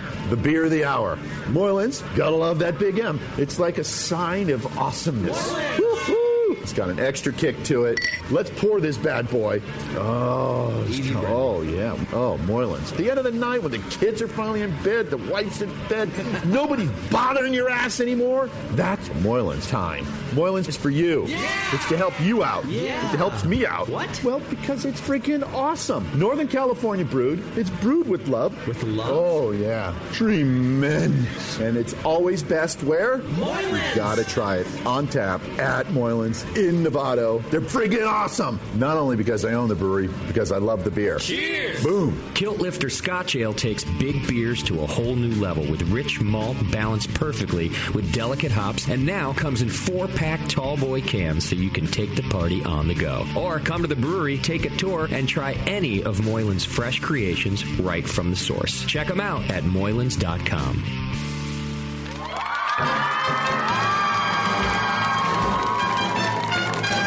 BN Army, have you heard the latest at Hop Tech? Since Hop Tech has doubled in size after a huge expansion, Jade and Roberto can stock even more of the best quality homebrewing supplies and equipment. Over 60 kick-ass varieties of hops and malts, monster truckloads of quality brewer's yeast, including White Labs, Y-yeast, and multiple dry yeasts. They even have all grain systems from Grainfathers and Ruby Street Brew Systems, thanks to Jade, the brand new all-grain brewer. And don't forget about their 10% discount to all BN Army members. Jade and Roberto are waiting for you and all of your brewing questions over at hoptech.com. Hoptech, totally not sucking since 1983. Hey guys, what'll it be? I'm not sure. What do you recommend? A lot of people seem to like the Hefeweizen. Is that a German Hefeweizen or more of an American-style wheat beer? I'm not sure, but I can give you a taste. Okay, great. The Cicerone Certification Program certifies and educates beer professionals in order to elevate the beer experience for consumers. Unfortunately, not every bar is staffed with certified beer servers who can guide their customers through a beer list. Here you go, guys. Let me know what you think of the Hefeweizen. Oh, yeah. That's definitely more of an American meat. But I can hardly tell because this beer just smells like sour butter. I wonder how long it's been since they cleaned the draft line. Yeah, and look at the bubbles on the side of the glass. It's filthy. Somebody should tell these guys about the Cicerone program. For sure. How about we head somewhere else for another beer? Your server should give beer the same respect you do. Request quality. The Cicerone Certification Program offers 4 levels of beer certification, in-person classes, and course books for beer professionals. Check them out at cicerone.org. The Cicerone Certification Program. We know beer.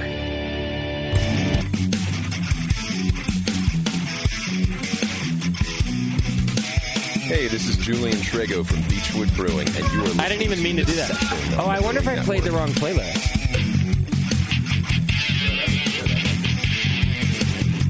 Oh, no, I played the right one. Well, fuck it. It's all Julian all the time tonight. Yeah. Julian Radio. All right. We're back. I might be your biggest fan, Julian. Well, it's not my mother.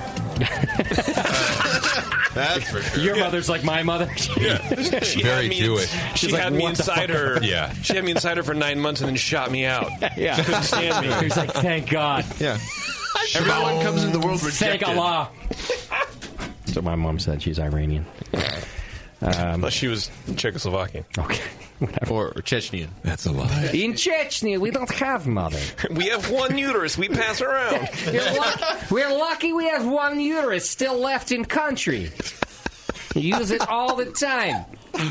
It's a little worn. Yeah. Gives out funny babies, but you.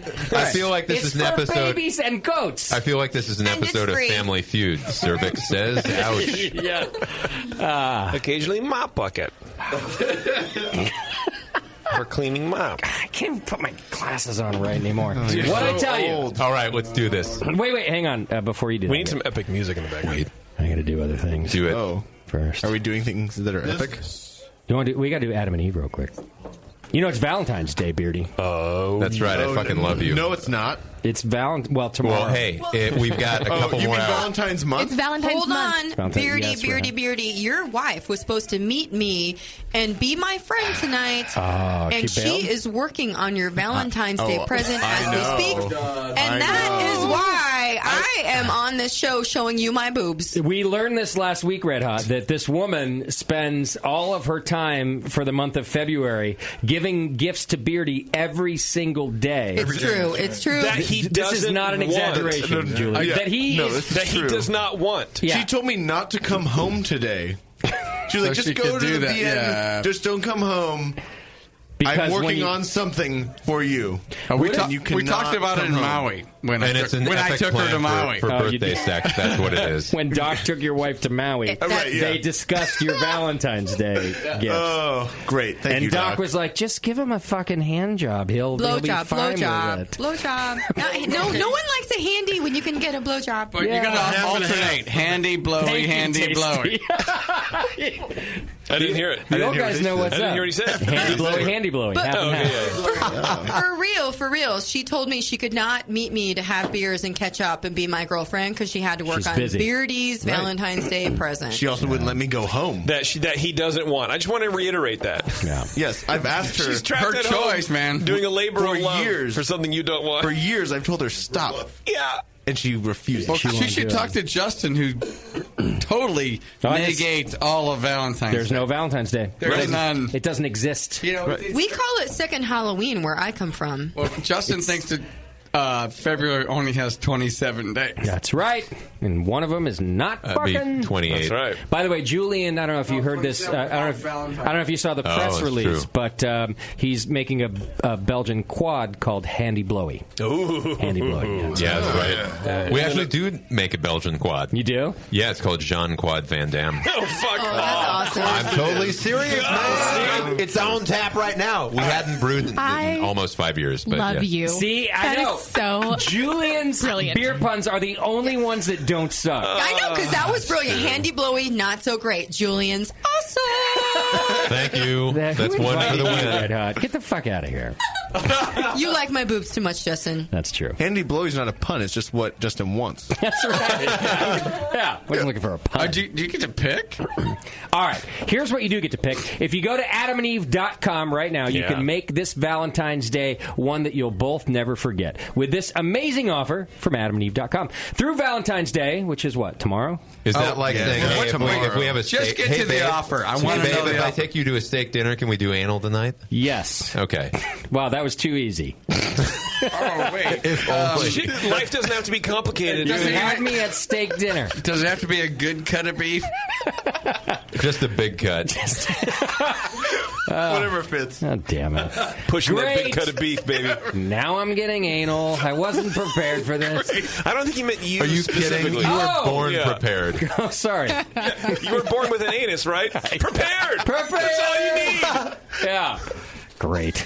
All right, wait, though. Through Valentine's Day, you'll get 50% off just about any item on the site. Just go to adamandeve.com and you'll find over 18,000 adult entertainment products, including toys, lingerie, and a seemingly endless selection of adult DVDs. And, Did you say seemingly? Yes. All 12 volumes. Yes. All right. But Sorry, I'm naughty. No, That's you're why good. I'm here. But there's more. With every order, you're also going to receive the free romance kit, Julian. Ooh, romance. Did you say bromance? That sounds steamy. No, it's not the bromance. No, that's if your delivery is to go to Riverside County.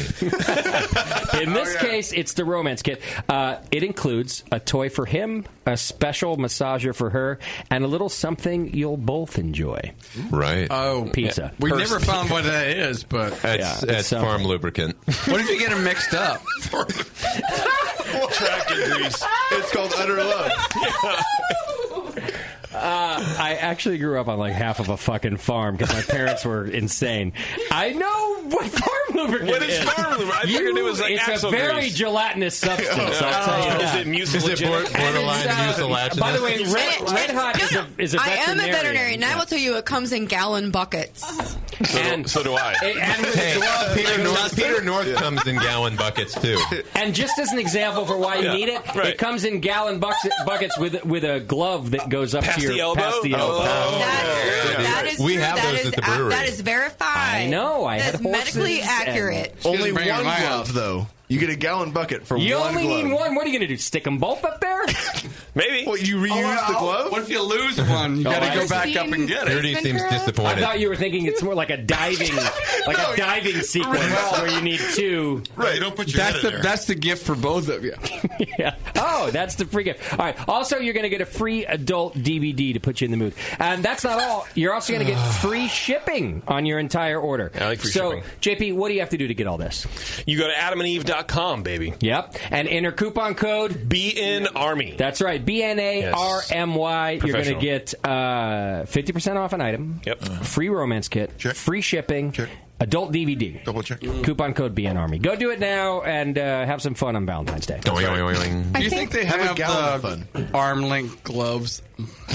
Is that a rhetorical question? I've got arm length gloves. I can at the provide brewery. those for anyone that wants them. Red Hot has a lifetime supply. It's like fisting with the I do. I'm sure of it. I kind of bring want those home? to like peruse this site and buy something super weird for Sam for our anniversry.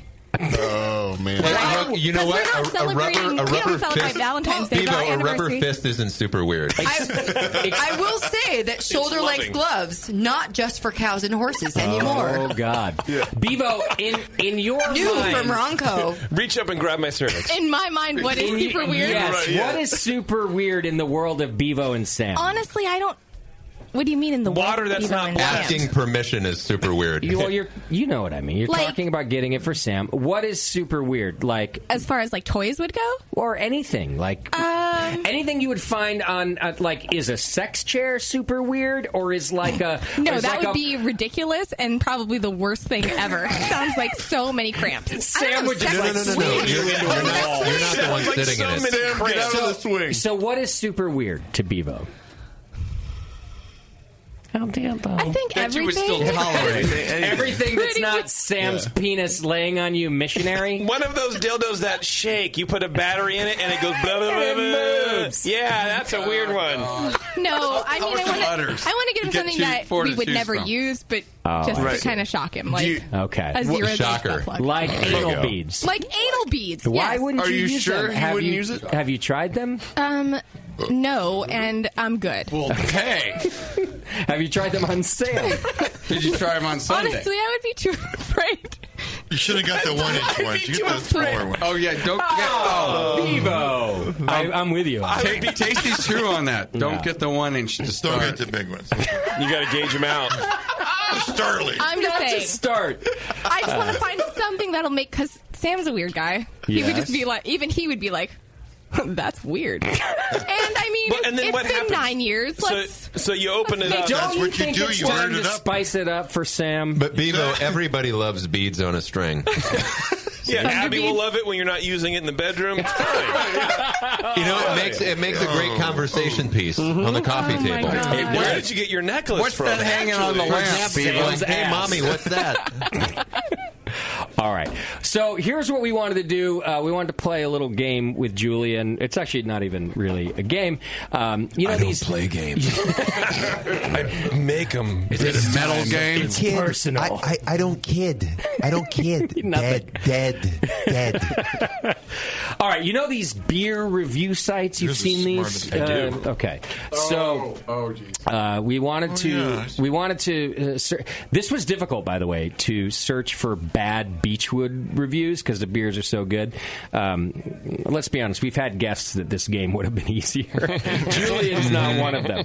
Yeah. We're not going to name. So what we wanted to do is find some bad or awkward reviews of Julian's beers and have him read them on the air. Now, here's what I'd like, Julian. Yeah. Now, you can respond to them in your voice and your attitude, but I want you to read them in what you perceive as their attitude. And you see what okay. I'm- This you is see going to what- be. This is like the interpretive walk at the Nature Center. Yes. You get to interpret Just it. be a You nerd. are They're all- already starting this with the most fabulous, like, movie announcer voice ever. Thank so you. expectations are high. I will deliver. Don't worry. I never disappoint. Get her a raise. Yeah. All right, so let's find out what people had to say about Beachwood beers on the various social beer Okay, sites. so let's start with Amalgamator, a beer that is so important to me. I tattooed it on my body. You did? Whoa. Where's that? Oh, that okay. And we have it on tap here, too. You do. That's You do. nice. All right. Anyway. It's on his dick and on tap. That is the tap, buddy. Right. Free flowing. But here we go. Here it is. No, really, I have a condition. I cannot stop ejaculating. You should see a doctor. If it's No, I'm free-flowing. constantly flowing. We have a veterinarian in the house. Every time I lift take care away, of I'm that. constantly coming. right. But should I read it in the voice of Arnold? Take Anyway. a deep breath. Yeah, do please. it. You'll own this. I can tell. In the tone of the poster. Yeah. Such a West Coast IPA. Tons of grapefruit and lime hop flavors. Yellow, light pour, overly bitter. 3.7 out of 5. Overly bitter. Overly bitter. Such a West Coast IPA. To me, that's You know the what? identifier of the style.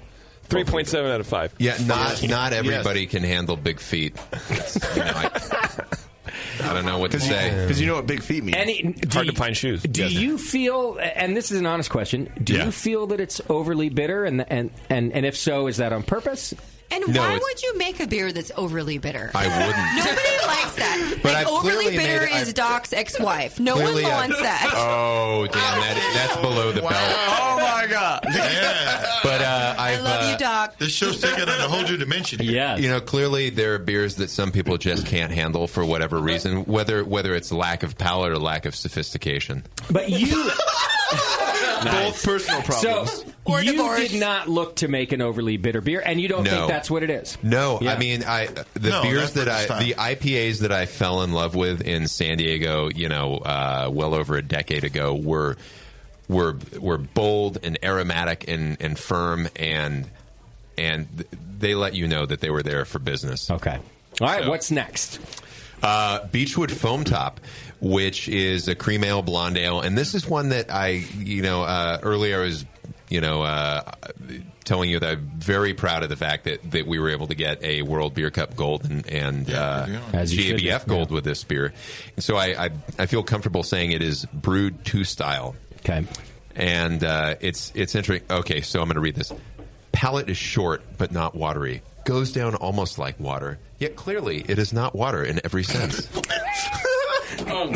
I feel Can we be ambiguous anymore? I feel like Because this is like a Zen poem for a douche. Is it pee or is it water? Is it? I envision lines of like Coke on a beer. If my kid brought that home as a haiku, I'd paste it on the refrigerator. Oh, this is. You know what? I haven't seen most of these. These are fantastic. So here's another one. This pours like an albino blonde ale, super clear. Almost like a cheap lager. The taste is surprisingly underwhelming for Beachwood barbecue. I'm a big fan of Beachwood, but not a big fan of blonde ales. So maybe that's why I'm rating this a bit skewed. And Overall, what's the rating? 3.5. Okay. Overall, the taste is very, very light for an ale, but maybe that was their aim. There is almost like zero alcohol taste, so could be a plus depending on why you're drinking this beer. I love that it's a negative that there's zero alcohol Did they taste. actually type out the like? Yeah. Oh. Okay, so here's a good one. Just to contrast the score, the rating is for this one is very positive, but the score is almost the same as the last one. Cream ales are usually sort of a throwaway offering to a brew pub, but this one was nice, balanced, easy to drink beer. 3.68 out of 5. So the guy or girl loved it, but 3 points. To style, it's great. It's to style, well balanced. I'd come back. Not even a 4. And yet, I would call it almost perfect, as a matter of fact. However, it involves the word cream. 3.6. Yes, not a problem. I could have not liked it more. 3.6. It's my favorite beer ever. I actually only drink this beer 2 out of 5. I love this segment. What else you got in there? Let's go for utter love. First beer from Beachwood that hasn't really impressed me. Then again, it's a milk stout, and I doubt if I would ever have one. So, did he even have it? I'm not. That sort of indicates that it wasn't even had. I think he tried it, but you know what? I mean, that's okay. Fortunately, the judges at GABF and World Beer Cup have vetted it multiple times. Can I make a recommendation just in general? And I don't think anyone in this room will disagree. Right. If you've ordered a beer on a style that you know you don't like, or you already have a preconceived notion, just don't write a review on it. No, you're training because you have wrong. zero. And now, I'm fine with you tasting it. I think you should taste it, but don't write a fucking. Right. I bet. What was the score on that one? I'm sure it's a good beer, but I hate beer. I bet this whole thing was he ordered a sample, and then rated it on the sample. But don't rate it, is what I'm saying. And also, and there's a couple reasons not to rate it. One is that it's a stupid thing to do if it's not in your wheelhouse. Just don't write a review. Leave that to somebody who's it's in their wheelhouse, and then they can. But there's another reason. These are people's livelihoods, and so I'm fine with you making educated, reviews and talking about the different things, whether it be my bar or somebody's beer. I'm fine with all that. I'm not saying we should be sheltered from that. Right. I'm saying if you have zero, it's not just you don't have an idea of what you're talking about, but you actually don't like the thing. Then you don't know what you're talking about. Like, I'm not going to go write reviews about Justin Bieber, for example. Right. Because I'm not the person to do that. I'm not going to like what that little fucking freak produces. You mean that multi-millionaire? Right. More successful than you. Yeah. Way more successful. All right, I get it. That's okay. He has very small feet. However, shoulder-length gloves, Justin, writes lots of reviews That I will for write a those. review about. And also gallon buckets of lube. Yes. That's your man. These are my things. All my Farm favorite lubricants. things. In other words, it's like this whole internet thing. It's a whole. For instance, if I was reading an IPA, I would be really critical and make a critical comment. If I was reading it like a Doppelbock, which I don't know much about or care about, I'm not going to rate that. That's why we're sitting next to each other. And here's why. Somebody else who wants to try Julian's milk stout, and maybe they've never had a milk stout before, or is going to read your half-assed fucking review and be like, well, touch an udder, buddy, then come out. Well, you know what? I mean, I just want to put it into the ether. I totally understand what you're saying, but having a business, you open yourself up to the court of public opinion. You just have to live with that. You're right. To a what degree. else? I just want the court of public opinion to be semi-qualified. So here we go. Let's read Tovarish. So Tovarish is an imperial espresso stout that we release once a year in December. We have it on tap here. There you go. Yeah. Boom. Another coffee beer with Portola coffee. Okay. Bam. Bam. That should be the nightcap. You should have touched that without They cut right to the chase on this one. They could have left off everything after the first sentence. Okay. Tovarish isn't a good beer. But now I have to know the rest. All right, the number can be followed, but what else follows, actually? Stale Folgers blankets the palate and assaults the senses for no good reason. You didn't even have a reason, Julian. Whatever else might be going on in the beer, it's covered up by this thin, nasty, cheap, aged coffee taste. Oh, wow. Blech. Maybe an ounce plus, and I'm headed over to the sink. Oh, God. Scanning the other reviews, I question whether this was even the same beer or if we had a bad bottle, because it was a drain pour by everyone in the room. Straight up terrible. Watch this now. Wow. By the way, the reviewer had it in October because their fucking friend bought it the previous December when it was made, sat it on a warm shelf, and then shared it at a party. Yeah, you know what'll be good is this. And then Julian gets accused of fucking Folgers. Julian, the only thing you could answer this was, I meant to do that.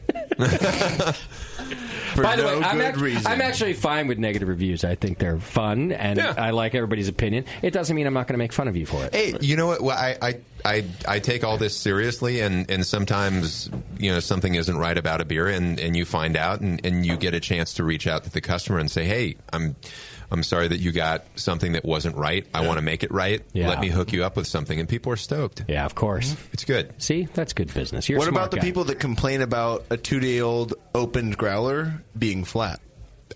We haven't gotten that. I've gotten that review.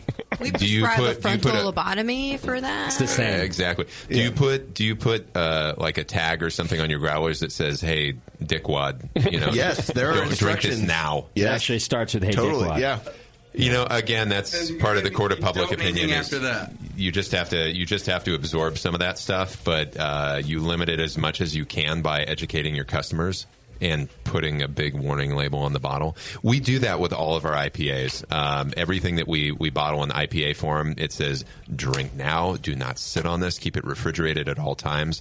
All of our vendors that carry our IPAs have to keep it cold. Makes sense. Right, yeah. It comes straight from the bottling line into our walk-in cooler, and then the next day to their walk-in cooler.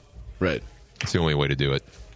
Well, I don't think that that Folgers was a fair assessment. It's more like Sanka. It was like Sanka that you dipped your balls in first. I felt like it was a really cheesy. Really, do you really often earthy. drink Sanka that you dip your balls in? Are you going to judge me if I say yes? No. Yes. He dips his balls in lots of I do stuff. on a regular basis. It's kind of a combination between gastronomy and masturbation for him. Yes. Mastronomy?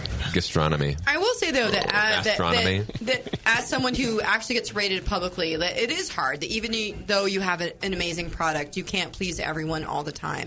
Well, and so you right. are going to get some shitty reviews, and not everyone knows what they're doing or talking about. You get rated publicly as a veterinarian. Yeah, I do. I do. So people are like, so I brought my dog in to be killed. And Red Hot told me that I was an asshole because my dog was totally fine. And they're like, I know, but it's really annoying. And I'm like, well, yeah. Two stars. So, I mean, this kind of goes back to that advice that I got from my father many years ago is you're in a much better place if you assume that criticism is valid.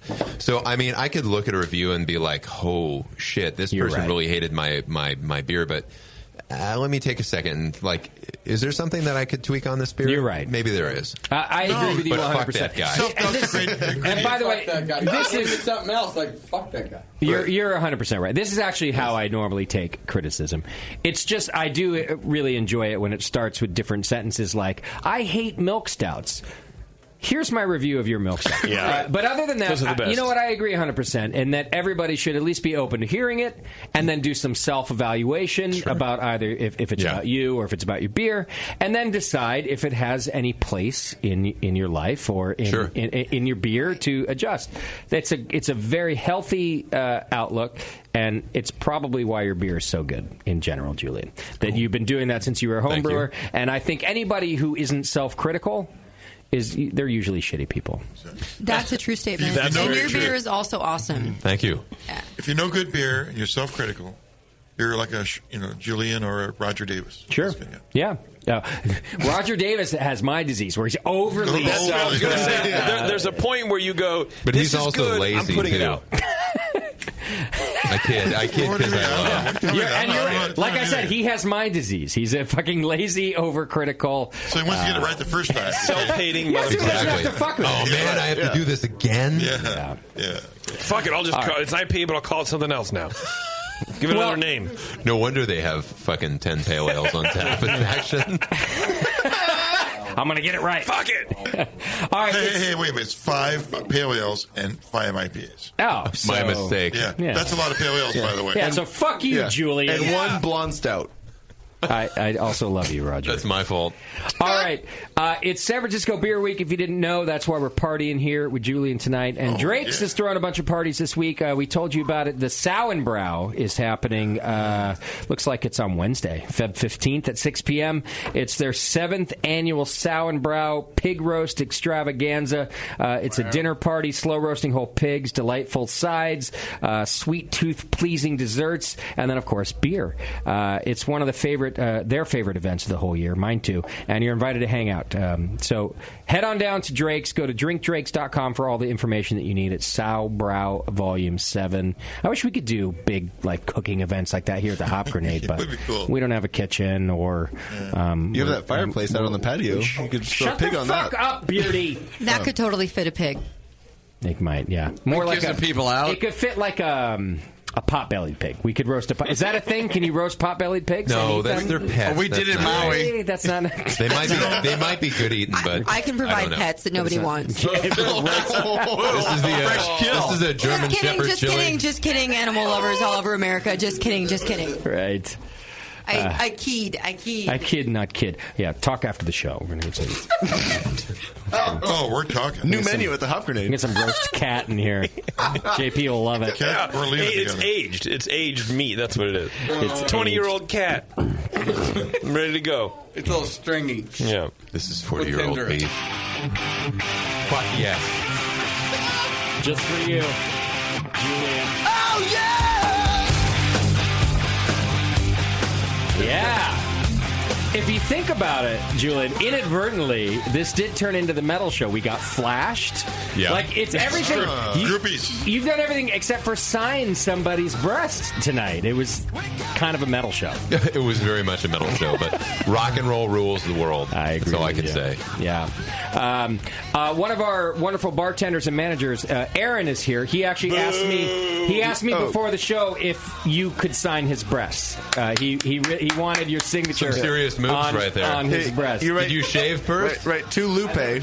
I never not shaved. I only Like wax. painting a dog. Yeah. Aaron's about to get married. Aaron, if you went home with a man's signature on your breast, do you think you'd get in trouble? Or laid. Would that be a thing? Ooh, depends. She wouldn't even know, he says.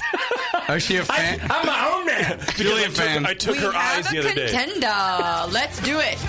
This guy's like, I fuck in the dark. She wouldn't even know. Let's step up. I got a sheet. Will you let him?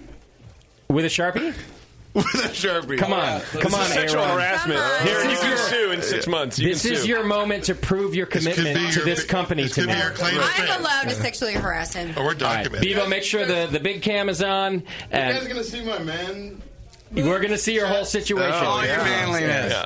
Everybody, the world will see your six pack. Yeah. Except for your girlfriend. Bust it out. Beyonce. What do you think, Aaron? All right, he's ready. All right, this is new.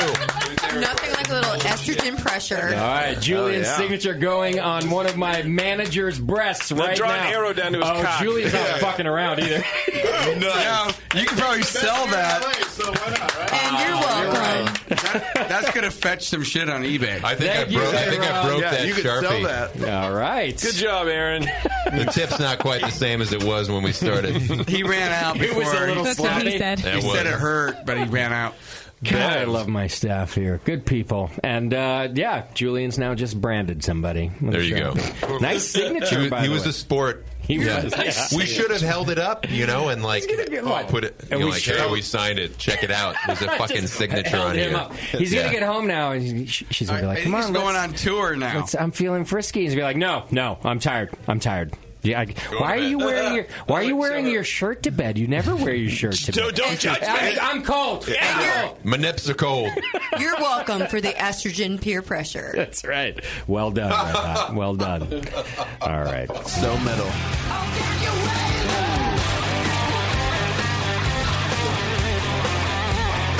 All right, I think we're going to wrap things up. Julian, dude, thank you so much for coming in the studio. My pleasure. It was an honor to be here. Thank you for hosting me. Look, anytime you're in the Bay Area, please drop in on us. Come do the show again. Even if we have another guest, just show up and have a beer with us. I will crash, but thank you. You have a phenomenal place here. This place is... great. I appreciate that. Yeah. I actually jerked off this place. Like, I made this place from my... Boom. Yeah. Different kind of free mail. A gallon of So lube. you should wash your hands before you leave. I will. Wash every part of To it. wash my brain, too. You know, we're opening in Colorado. Do you distribute in Colorado? Foco. You mean Foco? Yes, Foco. Yes, there and Lodo. Oh, so our guests in Colorado might get some Beachwood beer. Possible. It's been out there. Okay. It definitely has been out Now there. they're going to sure get it. I like this. But don't drink it without checking all the ratings first. I would never. No. Got to know what people This are beer saying. is terrible. 5 stars. If you don't like beer, you should drink Beachwood. I hate beer, and this beer sucks. Who likes Folgers, really? I can't give it more than 5 stars. 1.5 out of 5. Apparently, a lot of people do. You know, I had a Folgers not that long ago. Really? And I didn't At the time, well, I was it a didn't. rancid? only Like, was there- Folgers. I'm going to That's all admit this. there I'm was. going to, and I think that this should be done more often. Yeah. Of course, I wasn't told it was Folgers, and I had it. This is really not that long ago. It was a few weeks ago. And I drank it, and I was like, this is pretty good coffee. Yeah. And I swear to God, they didn't tell me what it was, because people who drink Folgers, they don't care. They don't even mention it's Folgers. yeah. It's just No, fucking, it's it's coffee. Right. I Harsh went and into black. the kitchen to put my cup away, like into the sink, Folgers. and I saw the canister of Folgers on the big counter. red can. And I was like, oh my, what the fuck? I've been Had drinking you, Bud had Light. you banged your head earlier that morning? We secretly replaced Justin's coffee with Folgers Crystal. I will self-admit, there are times that my palate is just a piece of shit. Like, I can't taste any. I don't even know what's 6 in the happening. I morning. like when how you've you been up all self-admit night. as opposed to having other people admit for you. Your taste buds die as you get older, right? What the fuck, Beardy? There's that. Right. Shut up, Beardy. Just add it to the list of things that we got. Apparently, you a again? sense What, of personal 27? growth can diminish as you I'll get be older, 31 next month. And Justin's like 62. Red Hot, don't start with me. Julian, how old are you? 40. Okay, I'm right there. I'm almost with you. But are your feet But alive? you don't look like I him. think so. Are you in the death pool? It's because I hike. Julian? Yeah. Julian's not in the death pool. He's he's fit. Oh, man. He It's hikes not the all matter. The time. matter is he's at the top of his game. Yeah. And then it's going to be a shame. I was on if it Mission went Peak down. this morning, motherfucker. Oh, Oh my see? God. Oh, I that's grew up in right. Fremont. I hiked Mission Peak all the time. How did you survive Fremont? Didn't the boredom kill you?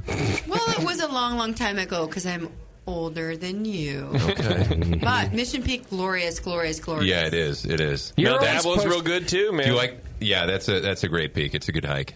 You're always posting pictures. See, Julian's active. He wants to live a long life. Is Mount Baldy named after you because you're always there? Fuck yeah, it is. Beardy, They knew you're an I'd be coming asshole. Shut up, Beardy. Well, my feed is always pictures of the sign at the top of Mount Baldy, thanks to Julie. With Julie next to it. You should also get more friends on your Technically, feet. the formal name of that mountain is Mount San Antonio, but I fixed it.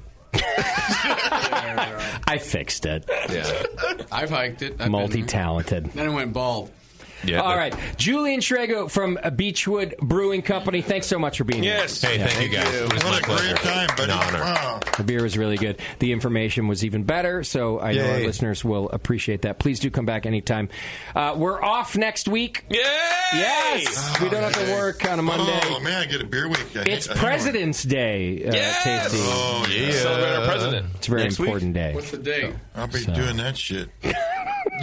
You'll be recovering from SF Beer And Week. people call it like a big 45 party. There you go. Yeah. Tasty's only 47. I don't know if you knew that, but It's amazing, he's had a hard life. He's he didn't exercise. THC is definitely not 47. It ages him. Not much. Tasty's me in 2 years. Yeah. I do love you though, Tasty. I'm losing a little bit here and there. Just a little bit. A little bit of hair. All right, what if Tasty surprises us in the death pool, right? And he doesn't just keel over, right? But he declines and like his brain Has a starts to big go.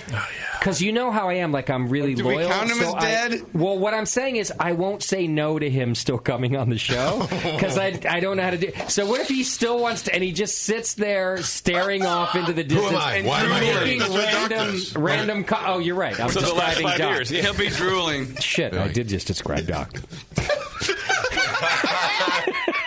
Yeah, well, shoot me, will you? Oh, my God, this balancing IPA is so fresh. If you still want to be on the show, but I've decided, like in my mind, I think you're too fucking senile. Do you want me to cut you off? Yeah, dude. Well, he'll never know. Do your usual. Just turn Please down do. the mic. Because what if? Can I keep you around and make fun of you instead? Oh, well, I don't know. Again, he won't Tasty know. just on himself. He won't You even never know. I don't have to be here for He that, won't even right? know. You're right. You could have a little thing like, what would Tasty say right now? That kind of thing. You could decorate his garage like Can his we put a studio. webcam on you and your weird, like, old... Like a breathing tube thing or whatever? No, I don't want it that bad. Oxygen? I want you, like, still breathing on your own, but just doing weird shit. He'll be like Commander Pike. What? No. This is all the fun you get to make of me right now. Okay, you're right. You're right. To his face. Tasty's right. Tasty is awesome. You guys are assholes. Welcome I'm to the just show, saying. Red Hot. It's my first time. You're having trouble adjusting to our format. I know. Tasty, you're awesome. I You'll love be you. good. Oh, I love you too. All right, we're going to get out of here. Julian, I love you, brother. Thank you. Thank you. My pleasure. All right. Thank you, you're guys. great on the show, buddy. Oh, Julian won When I the get out of Twitter, here, right? Oh, Twitter. Julian, I think I committed to anal. You did. Yeah, that happened. I don't see the problem. Well, Justin, you meet also me at get the a steak car for dinner. the gloves and the Happy lube. birthday to me. All right, we'll see you not next week, but the week after. JP, get us out of here, will you? No, we have Twitter game. There's also Oh, God. I can't say it anymore. I tried to I tell didn't hear you. I saw your mouth moving, I also said it. but I didn't... That turned down really low. Welcome. We should change the outro to say, and here's the Twitter game. All right. What was our Twitter game? Well, I want to know what the most metal ingredient Julian could ever brew, possibly with ever at all ever. That's right. Okay. So Chris B says, definitely the blood and sweat from the mosh pit. There's a dark sour beer in there somewhere. Oh, I like this. Possibly. That'd be pretty good. Mark Wilson says, a classic American Pils with corn with a K. He says, new beer for new metal, and new is with an NU. Okay. All right. Mitch says grave malt, which apparently is grown over graves of slain enemies, watered with their blood and roasted over their bones. I like it. That's pretty fucking metal. All right. Randy Janida says all his GABF medals. Ooh, that's not a metal. That is metal. That's metal. That's fucking metal. Yeah. I couldn't fit them all in the mash tun. Ding, metal. you guys set me up for that You're one. a baller. That's a mic drop. That is a mic drop. Yeah. Yeah. Take that, faction. Okay. Oh, Roger. Well, he has a lot of the World Beer Cup paper He's medals, I'm hanging sure. himself right now. Participation things? William says lead. It would definitely make the headlines. Oh, somebody could really Very write little. a bad review China about beer. that. That's heavy metal. So I guess we could brew some beer with water from like Flint, Michigan.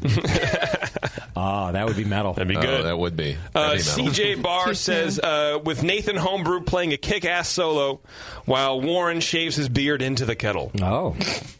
That will never happen. Get some of those Plano riffs going on. That's pretty metal. That's pretty metal. Shaving your I beard do is it metal. Because there's probably so much yeast caught up in that fucking thing that we wouldn't even have to pitch. Right. We wouldn't even need a bucket. It would survive the boil and then ferment the beer. I agree with that. That's how metal it is. That's how metal. But let's not speculate. Let's do. Okay, collaboration. There you go. And then last but not least, I know Nathan would be into it. Yes. He'd be just shredding for like an hour and a half. While Beardy did all the work. Dipping his beard in... I like the one about adding more corn with a K. That was a thing? I didn't know. It was a thing. Doc, did you do the heavy metal horns or the shocker just there? Both. I've done the shocker before on the show. You didn't know it. I got the shocker wrong. Go ahead. And then last but not least, Blobberglop says, brain oil. Nate's sick riffs add so much darkness to your stout, the beer glass throws itself off the bar. Okay. I feel like that's lost in translation somewhere. His weird French-Canadian brain. It makes sense. Yeah. Okay. French-Canadian. Julie, any preferences of those that you've heard? I know there was a lot. I like the corn one. I like the corn one. I've seen corn live several times, and those guys play for the fans. They I got really trampled at a corn concert. I bet you did. Oh, that's what happened to your liver? Yeah. Yeah. It was at Woodstock 2 or whatever it's called. Woodstock 95 or something. When you spend too much time at Blues Traveler, you're not ready for corn. Duh. I was at a bar the other night, by the way, and the same thing. It was a cool bar. There was like rockabilly and some metal happening. And I swear these guys, they saw me fucking coming. It was like 4 bands playing, and I'm standing at the front in the transition between bands, and all the people around me, they were like, watch what's going to happen. He has no idea this is about to turn into a fucking mosh pit. Yeah. Band plays 2 notes, and they go boom. And I tried to get out like 3 times. They were like, oh hell no. And you're pretty tall. How tall are you? I'm 6'3". Okay. They threw my little pussy ass back in 3 different fucking times before I got out of that. You know what didn't happen Santa before? Cruz. You know what didn't happen before? They're like, hey, you know that guy who drives the Westphalia? He fucking tears up mosh pits. You got to wear the proper footwear, dude. Yeah. Proper footwear. Were you screaming like a little Vibram girl the 5 whole fingers time? do not work in a mosh pit. No. You're right. Things that never happened to Justin succeed in a mosh pit. We should play that game. Things that never happened to me. It's true. Health. Right. Well, with your vitamin arms, it's hard to push back. It was very hard. Yeah, I'm as sure. a matter of fact. How long ago was I this? ended up dropping onto the floor and crawling out between their... No, I between their kicks and knees. Dr. Martens? It wasn't quite that bad. All right, so we're for the corn. I'm cool with that. I think that's all right, Mark Wilson. Yeah, there do you it. go. You Boom. fucking lucky duck. No drunk of the week? No drunk of the... Well, Bevo locked up the phones because she... Apparently, she's was a getting us the fucking pizza. union worker now. Yeah. So she's like, 9 o'clock. I don't answer phones anymore. She screened the calls. I turned it off. If somebody wants to call in drunk, they can. No, it's 9:30. We got to go. But I did Gotta promise Julian some music, so it's not going to be your regular closing music. Is that okay with you, JP? I'm fine with it. Okay. All right, take us out. Thank you for that. I got to say, I'm Way pretty the happy fuck about out. it, too. Go ahead, JP. Get us out of here. Thank you to our show sponsor, More Beer. You can get absolutely everything you need to make great beer at home by going to morebeer.com. The great Shrago from the equally great Beachwood Barbecue and Brewing in Long Beach came up to NorCal, direct from SoCal, to hang with all of us here in Frisco adjacent. Learn more at beachwoodbarbecue.com. Merge your love of Disneyland with your lack of engaging podcasts and go to earsuppodcast.com as JP, Terrence, Bevo, and Taryn talk about all things Disney. Go check out Moscow's Hop Cartoons over at hoplifestore.com. Get on Twitter for some good beer insight and homebrew info. Follow Nate Smith at Nathan Homebrew, Mike McDowell, Tasty McD, JP at Major Jip. Warren is stuck in cyberspace over at Another Beardy, and the great Beverly is crushing it at Bevo 1. Today's show is produced by Beverly, and your host has been Justin Crossley. Be sure to find the Brew Network on Facebook, Twitter, and Instagram.